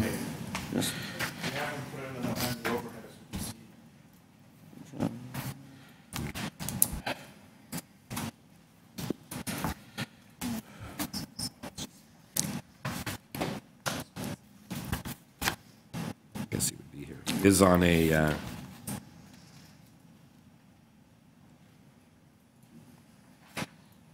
it's right next to the CNR lines, right? Lands. I'm sorry? There's a rail corridor that in front?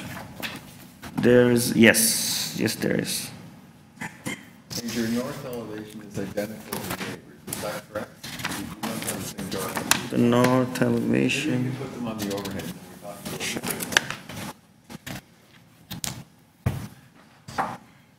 Okay. Yeah.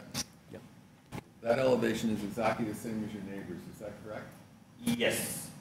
And it then it's only changed at the back? At the back, yes. You want to see the back? Yeah. And he says the neighbor is the same depth back on the third floor? And you have a balcony there, but it doesn't appear to have much impact on neighbors because of the configuration of your lot. You don't really back onto someone else's backyard. Yes. No. We are in the same row. And we are not doing any like actual footprint on the lot.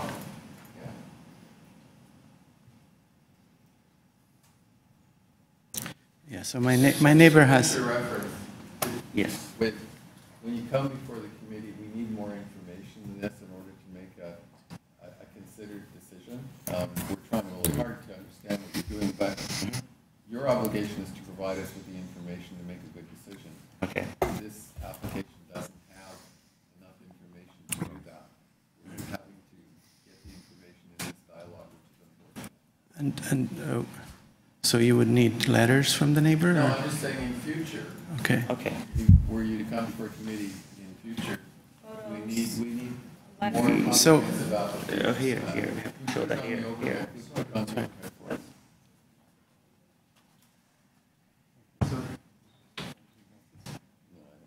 It shows that my addition and. Which are you? You're on the left? Yeah, it shows his balcony and my addition. Which of those properties is you? Yeah, okay. And what's the structure on the right? That's a garage it's a neighbor's garage? That's the neighbor's garage, but that's. It looks sort of unfinished or something, or? He has a permit. Is a permit? Okay. So you extend further back than your neighbor?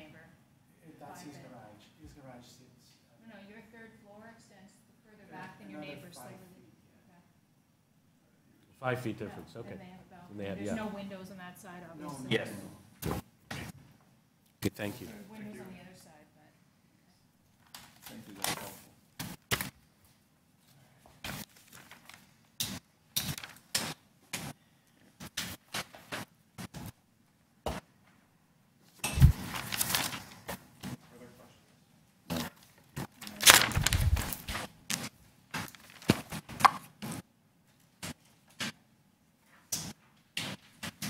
So I'd like to put forward a motion to approve the application. I don't think this is a huge change, And I do. The neighbor is already. Oh, the neighbor is not here anymore? Yeah. You've explained whatever their concerns were, and they've been satisfied? Yeah, we made some changes. We decided. Oh, they are here. Oh, another neighbor. Hi. These are the neighbors? Okay. We haven't had any discussion, but. There were other neighbors as well? Come join us at the front. Okay, so it looks like we have neighbors here, so why don't you, first of all, just want to say what we have on this application. This is for a third-story addition, a rear ground floor deck, and a rear second-story deck on a two-story detached dwelling. We have correspondence and concern from 23 Hills next door and from 21 Hills on the other side, and also on behalf of 18 Greenwood. And that's all we have. We don't have any communication from city departments or urban forestry or anything like that, but we do have concerns from the neighbor, and we have correspondence, and we have people here as well. So why don't you give us introduce yourself and give us a brief presentation of what you want to do here. Okay. My name Please is. get a little closer to the microphone and/or speak a little bit louder, please. My name is Sijia Hu, and I'm the agent for 25 Hills Avenue. Okay, thank you. So the owner is proposing a rear deck for first and second story, and also a third story addition. Okay, and you have variances for height, floor space index, soft landscaping, and under the new bylaw, under the old bylaw, gross floor area, and similar ones as well. The percentages for the rear yard landscaping is different under the two bylaws. Okay. Yeah, and we already had a discussion with one of our neighborhood, and we decided to eliminate the second story deck. Okay, so how does that affect the variances? Not really, but. Well, is that deck included in the gross floor area or the floor space index? No. Because if we eliminated the deck from the purpose, I just want to know how that affects the variances. It'll probably.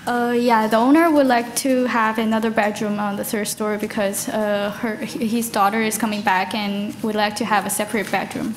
Okay. So, and also I've been looking around the area and I find other two houses around that also has a second story, which I think it fits the landscaping of the surroundings. Okay, so there's other people who have third-story additions. So you can see there's oh, sorry. So it's the subject property is the one. So red point is the subject property, and the other two with the red outline are two houses which has 3 story. So I have the elevation. Can I see can you point to what you're showing us? Can you show us what you're talking about? Which houses? Show us the subject property, please. This is the subject property here. You can put it more in the, okay, that's the subject property. Yes. And the street at the back, which is Greenwood Avenue. Yes. The number 10 Greenwood, and number 5. Yeah, that's at a different They're in no way so they're not on the same street or but what you've basically found are 2 tall buildings on another street. Greenwood is a major Yeah, thoroughfare. absolutely. It's not a I don't see that that's relevant, frankly. Are there any on Hills itself? Hills Avenue? On number 60, they just go for a committee adjustment there. Number 60, so show us 60, and you're at 25, so 60 is across the street and some distance down? It's right here. No. I think it's right somewhere right here. It's going to be You didn't give us the front of the houses across the street? That's all on your. On the same house, they do have they just pass the committee adjustment there. They make the third storage. Do we have a copy of that decision? Number 60 house. 60, do you have a copy of that? That decision? That's still based on excuse me? Show me on the map where, or the photograph where 60 is, though, that's still quite a distance from your site. Okay. And I have a second question. Plus You 20 removed houses. The second floor deck because of concerns by the neighbors, but you still have a third-story balcony, which is effectively a deck. We will have a privacy screen. But it's still there. Yeah, it's still there. Still there. Yeah. Yeah, you know what, why don't we hear from the neighbors as to what their concerns are, and then you can respond. Okay, so unless you have any further questions, or, so you tell us there's one at 60, which is quite a distance away from 25, from maybe like 20-something houses away. Yeah, we don't have a copy of, you said they came to committee for it, or? It could be within a slope of the existing roof. It Yeah. could be a totally different slope. Yeah, we don't have that information before us. Okay, so let's hear from the neighbors, and then you'll have a chance to respond to that. You want to come, you have to go to the podium, please.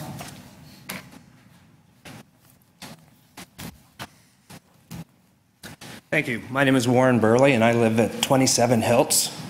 We are directly north of the property that we're talking about.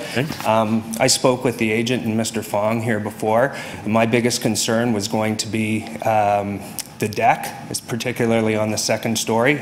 I did not know there was a third story one. This would essentially hang directly over our backyard, as well as since we're at the north. This is going to, any decking, even if you put screening on it, is going to severely limit sun exposure, particularly in the winter months, as the sun is lower in the sky. But they've agreed to eliminate that, so what other impacts? But if there's a third, if there's zero? Yeah, but the second story one is on the top of, it's not. Yeah, just one person at a time. Mr. Chairman. Yes. So, Yeah. Mr. Chairman, so that the gentleman understands what's proposed, could the applicant put up the proposed south elevation, which would perhaps show you what your concern is? Can you put it on the overhead, please? South elevation?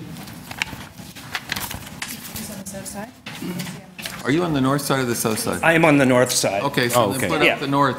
Can you put up the proposed north elevation? Yeah. 23 wrote a letter in as well.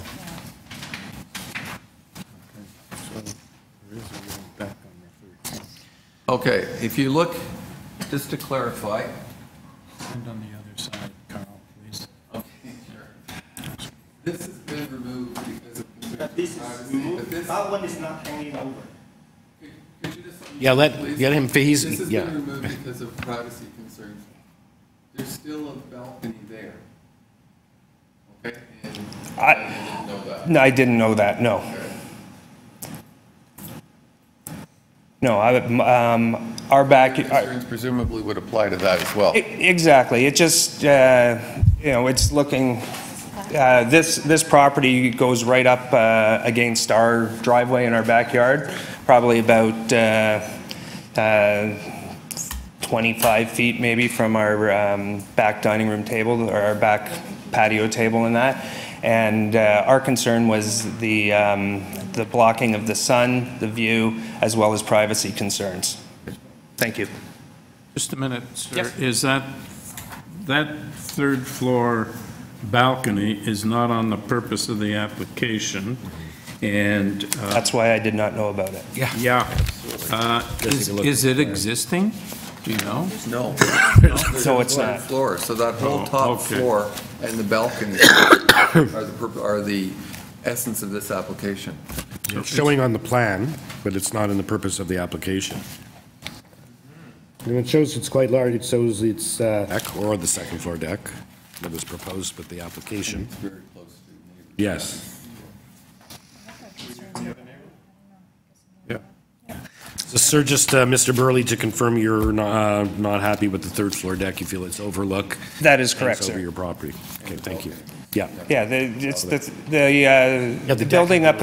building up directly straight up for a third floor extra bedroom is not a big concern of ours. It's because our house is, it's basically just a driveway separating the two of us.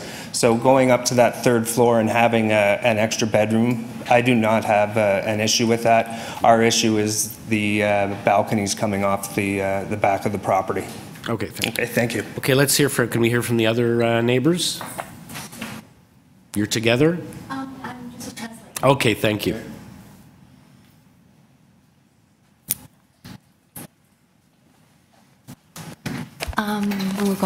Hi, my name is Judy. Judy Zhao. She lives in 20 Greenwood Avenue, which is directly adjacent. 20 Greenwood. Yes, which is directly. Yeah, we have a letter from 18 Greenwood, and we also had a letter from Exactly. 21 and 20 from 23, who's not here. I guess Nicole Northwood and Brian Polek are not here, right? But they wrote, or is that you're Mr. Burley at 20? Yes. So this is the existing before the third story. 现在吗？还是怎么？现在盖好的是这样。Oh, she said this is the existing building. So she, sorry. So they want to put a third floor on top of that. So Ms. Zhao's concern is that a safety and fire hazard. She does have two elderly parents who live in a building. If there is a fire, the parents will not be able to escape. And also, it's really devalues the property as being a Asian Chinese residents, descendants. There is really it really devalues the property. And then also her garden is right adjacent to the structure the owner has built. Therefore, it really reduces the sun exposure. The other neighbor was not aware of some aspects of the application. Does this lady know exactly what's being proposed? And with that in mind, I was going to ask the applicant to put the proposed rear elevation up, which is what she's going to look at. Okay. Her English is... Excuse me, could you put the proposed rear elevation up, please?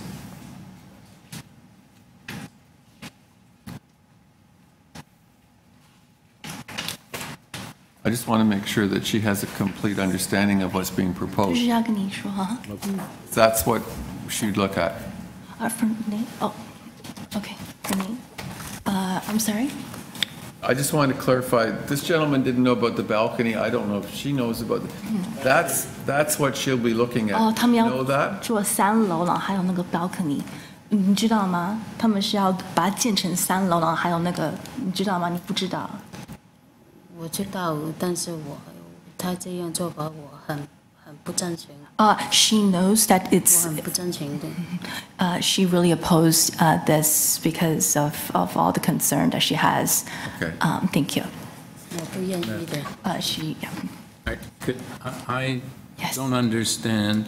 You say your client says that she has her elderly parents living in her house? Yes. And that they would have trouble getting out of the house because of this addition to the other property? 就说就说为什么你的父母会有不能逃？就有大火的话，为什么不能逃呢？因为如果前面后面有火，对不对？对呀，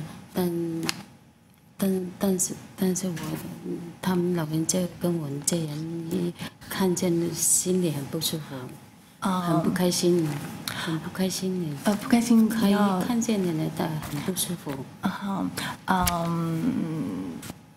你还要给我比较好的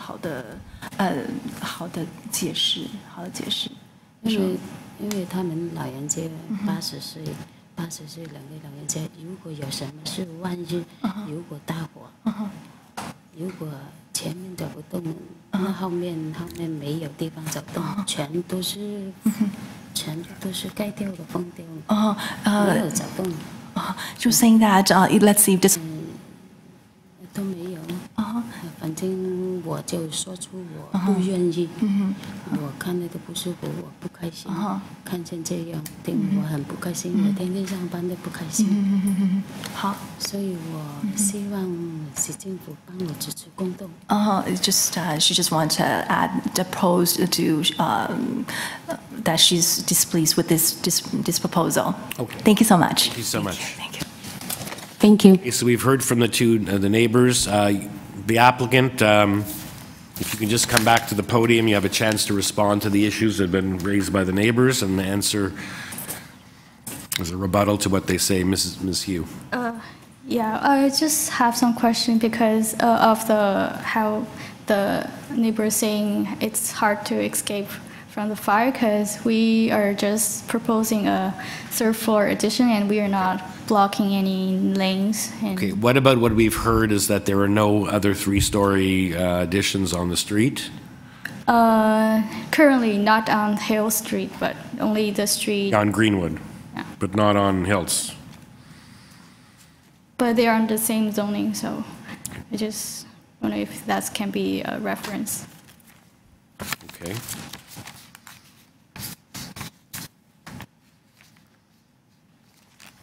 Okay, anything else you'd like to add? Or let's see if committee members have any questions for you or for the neighbors. Okay, then. One question. Are you,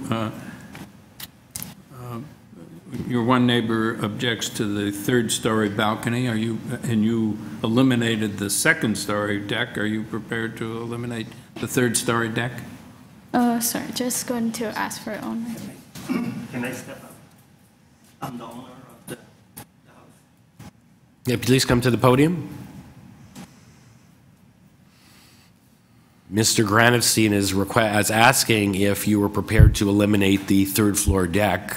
What if please address the committee, not the neighbors. Yes. Thank you. What if I make it a little bit higher, like the fence? We can't start redesigning. Can we get your name? You're Mr. I'm Jason Fong. Jason Fong, the owner. Yes. Thank you. Would that be okay? You're saying to make it higher, but eliminate a little bit, yeah, a little bit higher. We can't make anything. Then, so it's just eliminated. We just look it back at the. Yeah, so we can't have the. We can't add anything. We can eliminate because there hasn't been proper notice. If you were suddenly going to make it higher, change the variance. We already have a. I'm just saying. Oh, you're saying a screening on the deck. Yeah. Just put in the fence a little bit higher, about 5 feet. Then we are not looking at the back there. On the two sides of the deck. The two sides at the deck. Also, if you can be quiet at the back there too, then we can put it. We just want it doesn't look at it, and then we can have the. So the second floor deck was very large. This third floor balcony is small, correct? Yeah. Yes. And you're proposing now that to respond to the concerns of the neighbors, yes, for their privacy and overlook, that you would have screening, opaque screening on the two sides of the deck. Yes. To a height of 1.5 meters is the normal. So that's what you're proposing. Yes. And I don't know, I assume that would not affect the variances. Just a condition. Yeah, the landscaping is going to change because if we eliminate the second, oh no, it's not, sorry.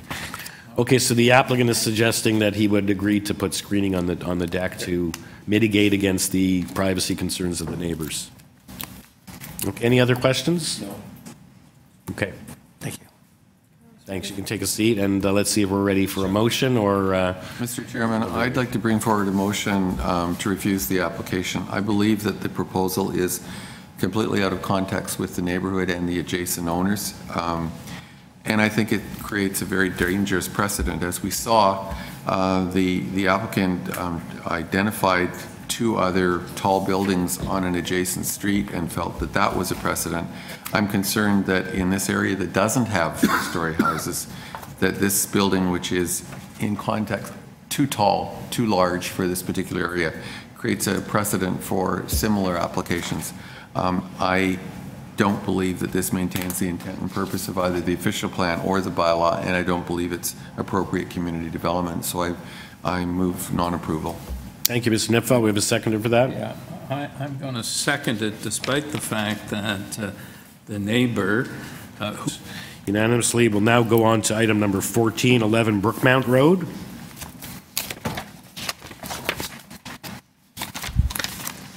And this is an application.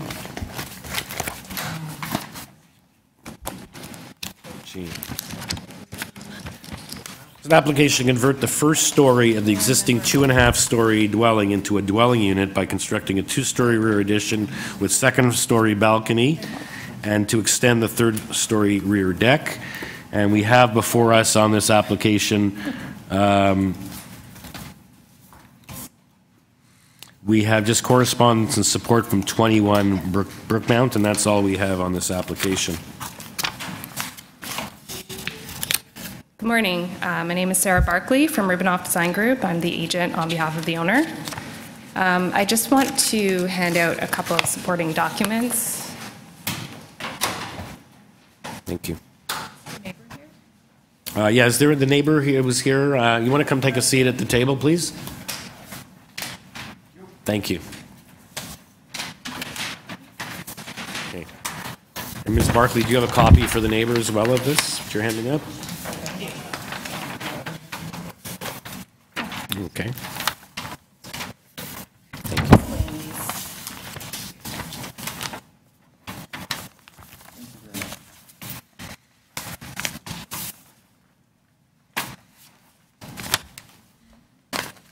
Sarah Barkley from Mr. Rubinoff's office. So this is an existing 2.5-story dwelling in the Beaches. So what we're proposing here is to demolish the existing 1-story extension and replace it with a 2-story extension, which is slightly longer than what's currently existing on the property. So it's being built in the same location, which is fairly close to the property line, which is why we require a variance for the roof overhang, a very small variance there. We're also asking for a variance for the rear yard soft landscaping, which is really an existing condition. So the site plan that I provided to you has the highlighted area that is existing on the property. So the extension is coming out in place where the existing deck is, and the deck is actually quite large. The patio area will also fill in where that deck currently sits, so the green space will remain. There's currently a path that goes to parking. That's all existing. So it's no. So it looks like we're maybe 2% more hard surface than what's there. So yeah. So it's really just this little pocket here that used to be green. That's what we're filling in. I see. Okay.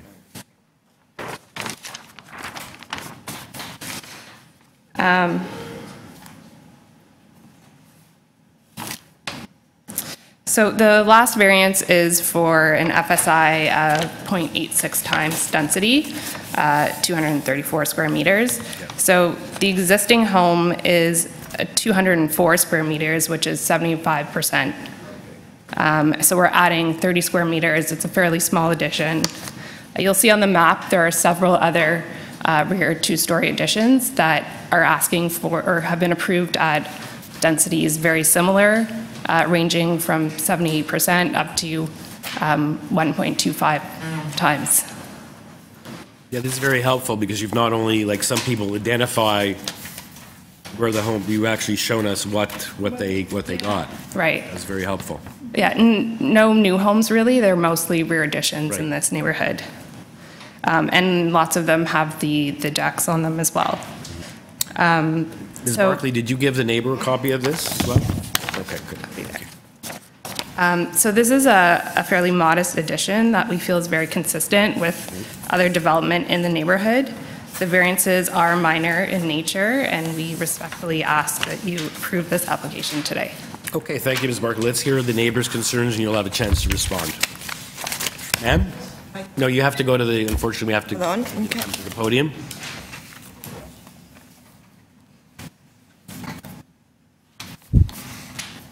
Thank you. Good morning. Good morning. My name is Ingrid Heidu. I just live south of number 11 at number 9 Brookmount. We've been living there for 32 years.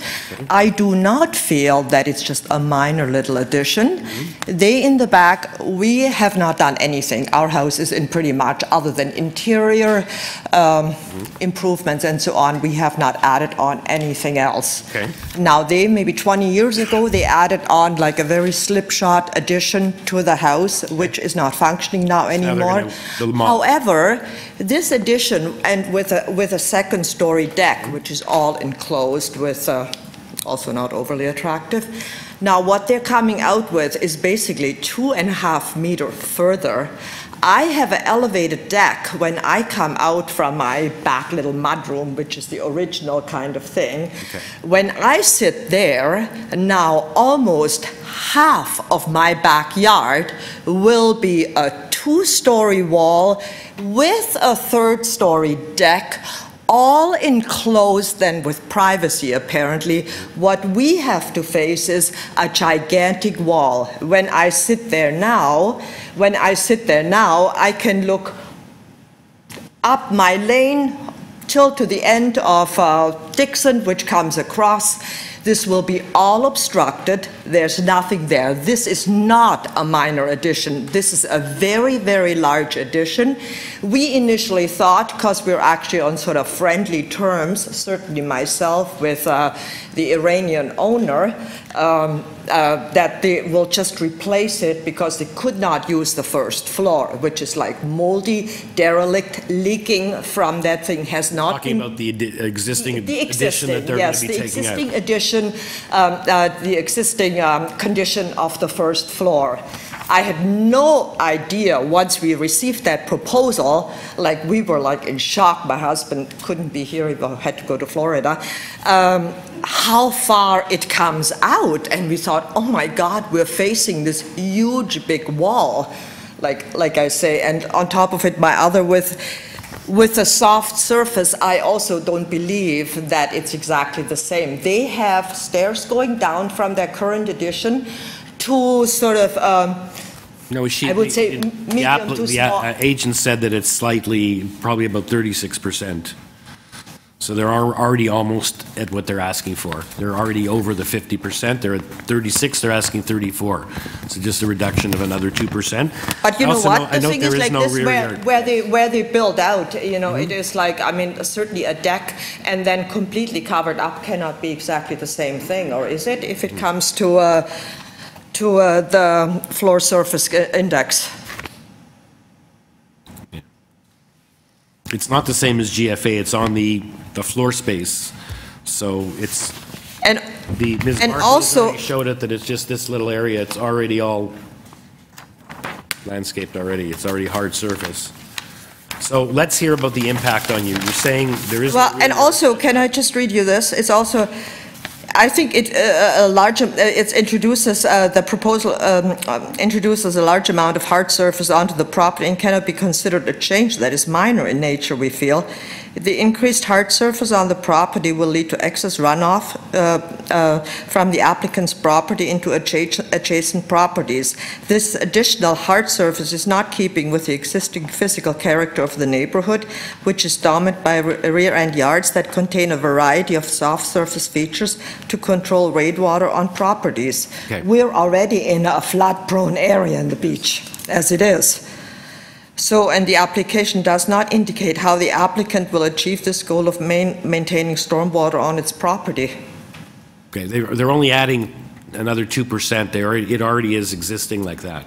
They already are beyond. I mean, I cannot understand, like, I mean, they come out another 2.5 meters, which obviously has some slats and some rainwater can fall through. Yeah. This will be mainly covered now, and then they're putting an additional stone kind of thing there. I mean, from the way I see it, and I see their backyard all the time, it is either just a little stepping thing. If they want to maintain, you cannot have a deck anymore because you're practically at the fence. Okay. It's okay, thank you. Okay, thank you. Okay, Ms. Barkley, would you like to come up and respond to the issues been raised by the neighbor and to answer Mr. Nipfeld's question?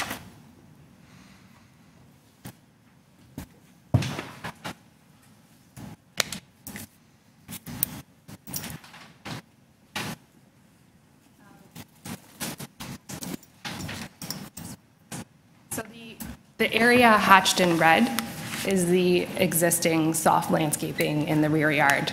Okay. Where the proposed addition, there's currently a large deck in that area. The survey does show that. In terms of the length of the addition, we're not asking for a length variance. We're building well within that requirement. The addition extends 8 feet beyond where the current addition is, and the second floor actually steps back 4 feet. So we're not extending a huge wall beyond what's already existing. We did briefly. And where your patio area is, as I read your drawings, where your patio area is, there's already a deck there. There's a deck Not there soft currently. landscaping there now, it's a deck. It's a deck, yes, that's right. So in terms of the balconies, we're happy to offer privacy screens there as well, if that would alleviate any concerns with overlook.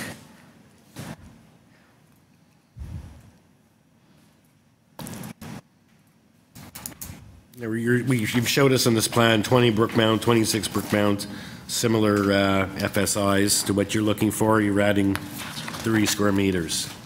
Yes, I think number 12 brook mount was approved very recently. That has a very similar condition.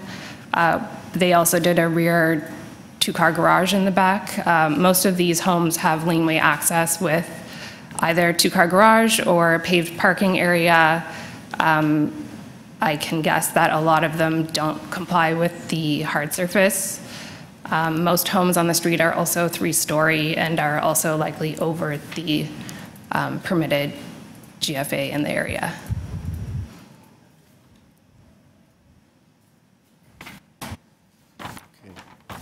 Mr. Nipfeld, your question has been answered? Yes, it has. Okay, thank you. Okay, let's see if committee members have any further follow-up questions, either for you or Ms. Haidu, or we're ready for a motion.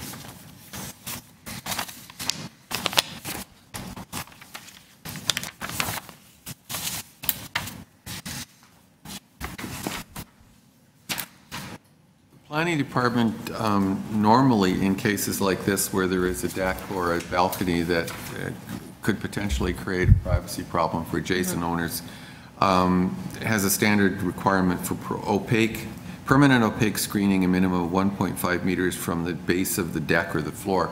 Yes. Would you be agreeable to providing that on both the third floor deck and the second floor deck? Yes, that would be fine.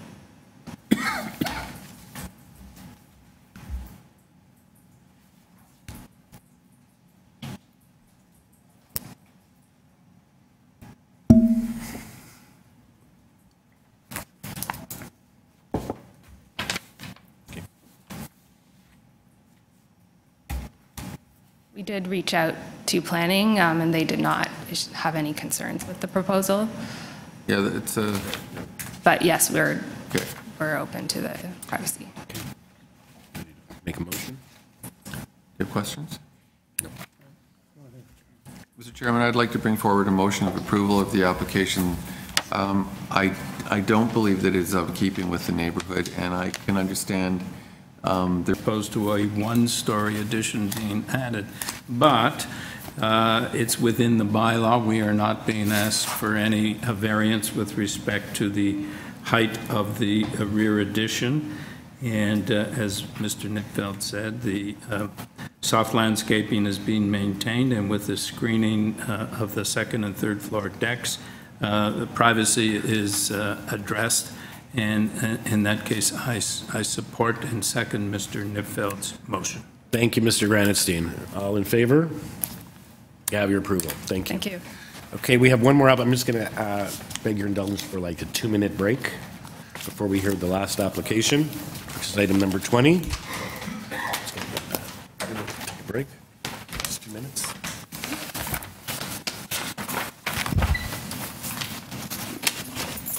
This is terrific. This is really helpful. Yeah.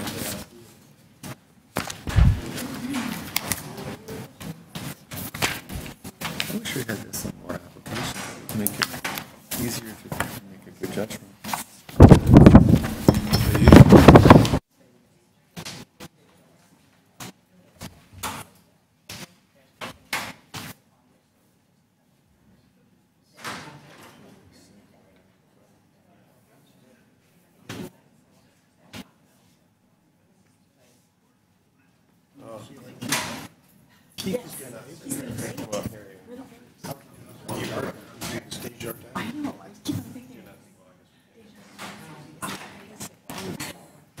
Everybody's really good. It's really good.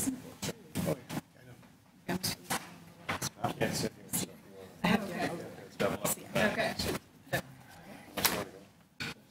No, you're closer. Okay.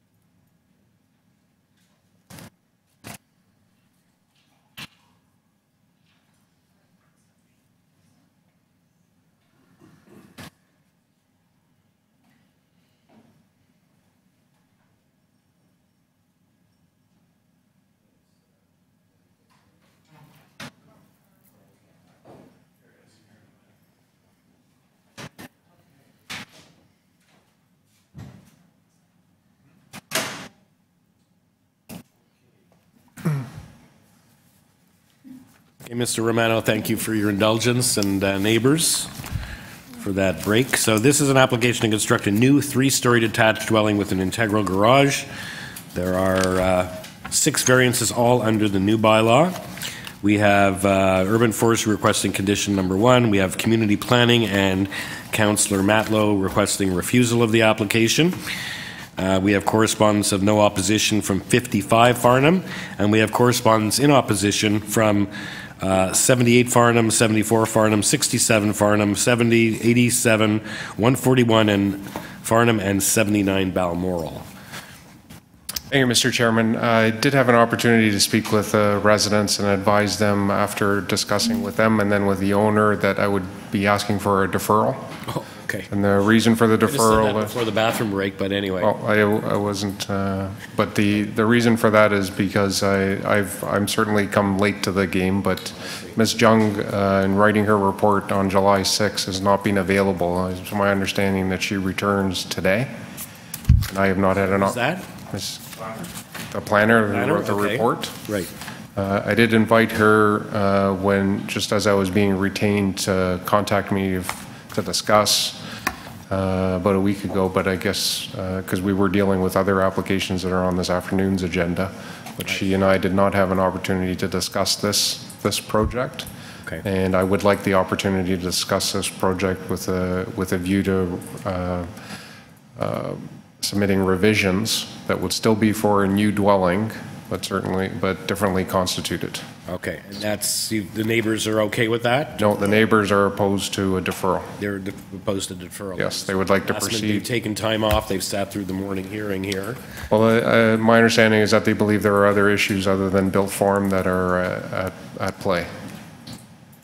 But I don't want to, I don't want to speak for them. They're not planning issues. I don't want to speak for them in terms of the deferral. So I'm yeah, because I noted that sometimes you see planning and the councillor asking for a deferral or a refusal. In this case, they're just asking for a refusal. Yeah, and she does note in the report that she talked with the agent, but the agent was the designer that prepared the drawings and not me. So, but okay, I'm in your neighbors realize head. that if we do forge ahead, and I want to hear from a spokesperson as to your position on the deferral.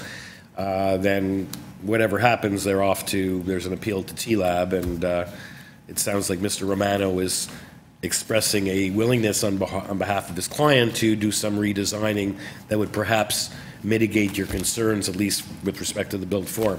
So can we have a spokesperson, is there a spokesperson for the neighbors? Please come up to the podium and let's hear your position. I appreciate you've all taken time off and you've been here almost 3 hours now. Okay, thank you. My name is Ken Florence. I live at 74 Farnham Avenue. We are opposed to a deferral. I don't think anything that they could do in a redesign could mitigate the fact that this does not meet the 4 tests. It's contrary to the staff planning report.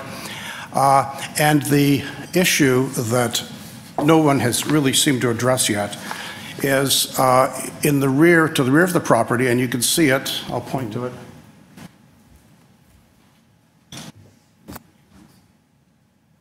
Here, there are two large birch trees on the neighboring property. Again, we don't want to get into the merits of the application, but why don't you just briefly tell us? Okay, basically, anything that is built within that area would effectively destroy those trees. Okay. It's an issue for urban forestry. They've been notified, but they have not done a report yet. They have asked us to impose, in the event of an approval, their condition number 1, which is, I guess, a permit to injure a tree, or tree protection, or are they realizing to remove or injure the tree? Well, it's not their tree to remove. It's my tree to remove. It's called a neighbor tree in the definition under the tree bylaw. Okay. And effectively, anything that goes within that area the way this is proposed, would destroy those 2 lovely trees, and they are on file in color with my submission to the committee. There are ways to design around that. I'm a registered architect. I've done this a lot. I'm not about to tell this particular architect how to do his job, but there are solutions. So I'm not opposed to change. I'm just opposed to this particular proposal. I believe the neighbors are all in agreement with me that the height variance is not minor. Definitely the garage in the... We're getting into the merits now. Oh, sorry, the merits of? Merits of the application. We're just talking about the issue of the deferral. Okay. Oh, I see. Why don't you want the deferral?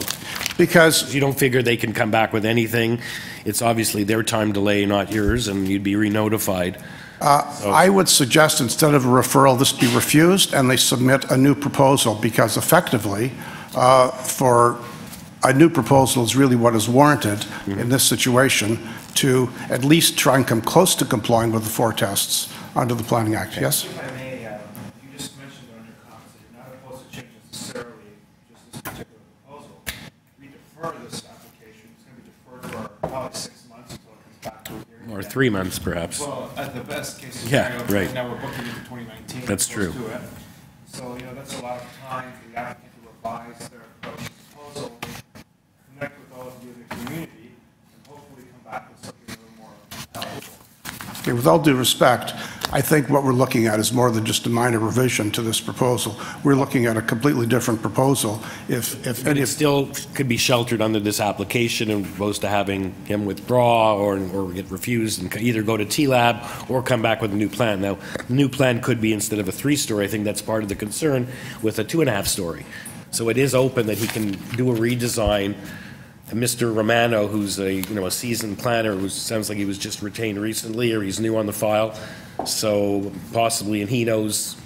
So I agree with your comment. You're saying how could they couldn't do anything would appease us if they changed the whole nature of what it's a new build. So it's not like they're adding on an addition and an addition is an addition. This is a completely new rebuild. So in my view, they can make changes that perhaps would more closely fit in and appease the neighbors. So if he's offering that olive branch, so let's defer. They're the ones carrying the house and incurring the costs of carrying this property for the 3 to 6 months it would take to get it back on the agenda. So I'm just, again, as Mr. Bednar is, wondering why you would be, aside from the fact you've taken the 3 hours today and don't want to come back, perhaps in the fall or the winter and do this again unless you're it comes closer to community approval. It looks like it's not just the adjacent neighbors, it's Farnham generally. I know Farnham very well between Avenue and Yonge. It's a beautiful street, beautiful neighborhood. So that's just my issue with Mr. Bednar. Why would you be opposed to him coming back with a completely new proposal, but sheltering on under this application on the application fee that they've paid? What's the advantage of sheltering under this application? It's basically, it would have to be a new proposal, basically, to alleviate the concerns of the planning staff report. That's right, but they can do it under this application. Yeah. Mr. Florence, when you were out in the hall discussing the matter with Mr. Romano, did he indicate to you that he was prepared to make because I understand he's new on the file, did he indicate to you he's prepared to make completely new proposal, or is he going to tweak this to some extent, which you say would not satisfy you or any of the other neighbors? There was no definitive answer to that. And I would suggest that in the event of we have to give the purpose of the deferral. The purpose would be to redesign and to consult with the community, perhaps through the assistance of Councillor's office. Councillor has also weighed in on this application. So, there is, rather than having a big fight and getting it refused or approved and then having to go to TLAB to take the time, which is at their cost in terms of their time delay, not yours, to come back here with something that meets, fortunately. And your name and address, please. Hi, my name is Beth Adams, and I'm at 70 Farnham, right next door. Okay. I'm just curious about the process. How, if it is under the umbrella of this existing application, how are new variances redefined then? They would have another planning review. Mr. Romano would identify the new variances either himself or, as usual, through a zoning review. Okay. And there would be a new notice. Okay. She'd have to pay for the recirculation. It would identify the new variances. And what I would suggest is that also they have to, in addition to doing that, would have to set up a meeting through the councillor and invite the area residents to that meeting and show them what they propose. Okay. Thank you. Yeah, well, the other thing is there is an election coming up in November, so but you can also, Mr. Romano knows that you can always do it without the councillor too if the councillor's too busy. His office could either set it up or provide meeting space or, this has been done before. Okay. Well, our opinion, I think, is that this is just way over the top, but we will defer to whatever decision you, defer. We'll defer to your deferral if that's what you decide. Mr. Romano, as a seasoned planner, he's going to, read his client against the Riot Act or tell them, if they want something, it's going to meet with the community approval and the committee approval, let's do it that way. I'm a seasoned architect and a builder, and I've done things like this on many occasions, and there are solutions. This is just not one of them. Okay, thank you. But Mr. Florence, this may give, I know your name. I'm sorry? I know your name. Oh, okay. This may give you and the builder an opportunity to mediate this thing, to try and persuade him that what he has is over the top and should do something more in conformity. Okay. Can I make a suggestion to the designer and to the planner that no one has really addressed the issue of trees. Yes. And it's something, and I've contacted the building department both in December and of March, recently, and I went to urban forestry, but so far, all that they've provided is basically boilerplate saying that in the event of a building permit application, they will look at this in more detail. But these are major trees and in the back and a significant tree in the front. And in my humble opinion, it should be dealt with prior to a last-minute application for a building permit. Okay. Or yeah. Okay, thank you. Okay, thank you. Okay, so on the motion of the issue of deferral. Chairman, before we vote, a deferral has in the past resulted in applications being brought before the committee with very minor revisions. And we go through the process of evaluating the revised proposal. What we've heard today and what I think needs to be reflected in the minutes, should a deferral motion be approved, is this is not a case of minor revisions to an application. This application has serious flaws. I agree with the concerns that are being expressed both in writing and vocally. I think that if we are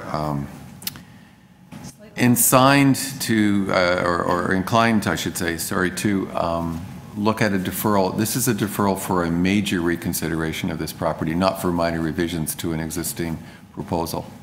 And I think that we need to make that known right now.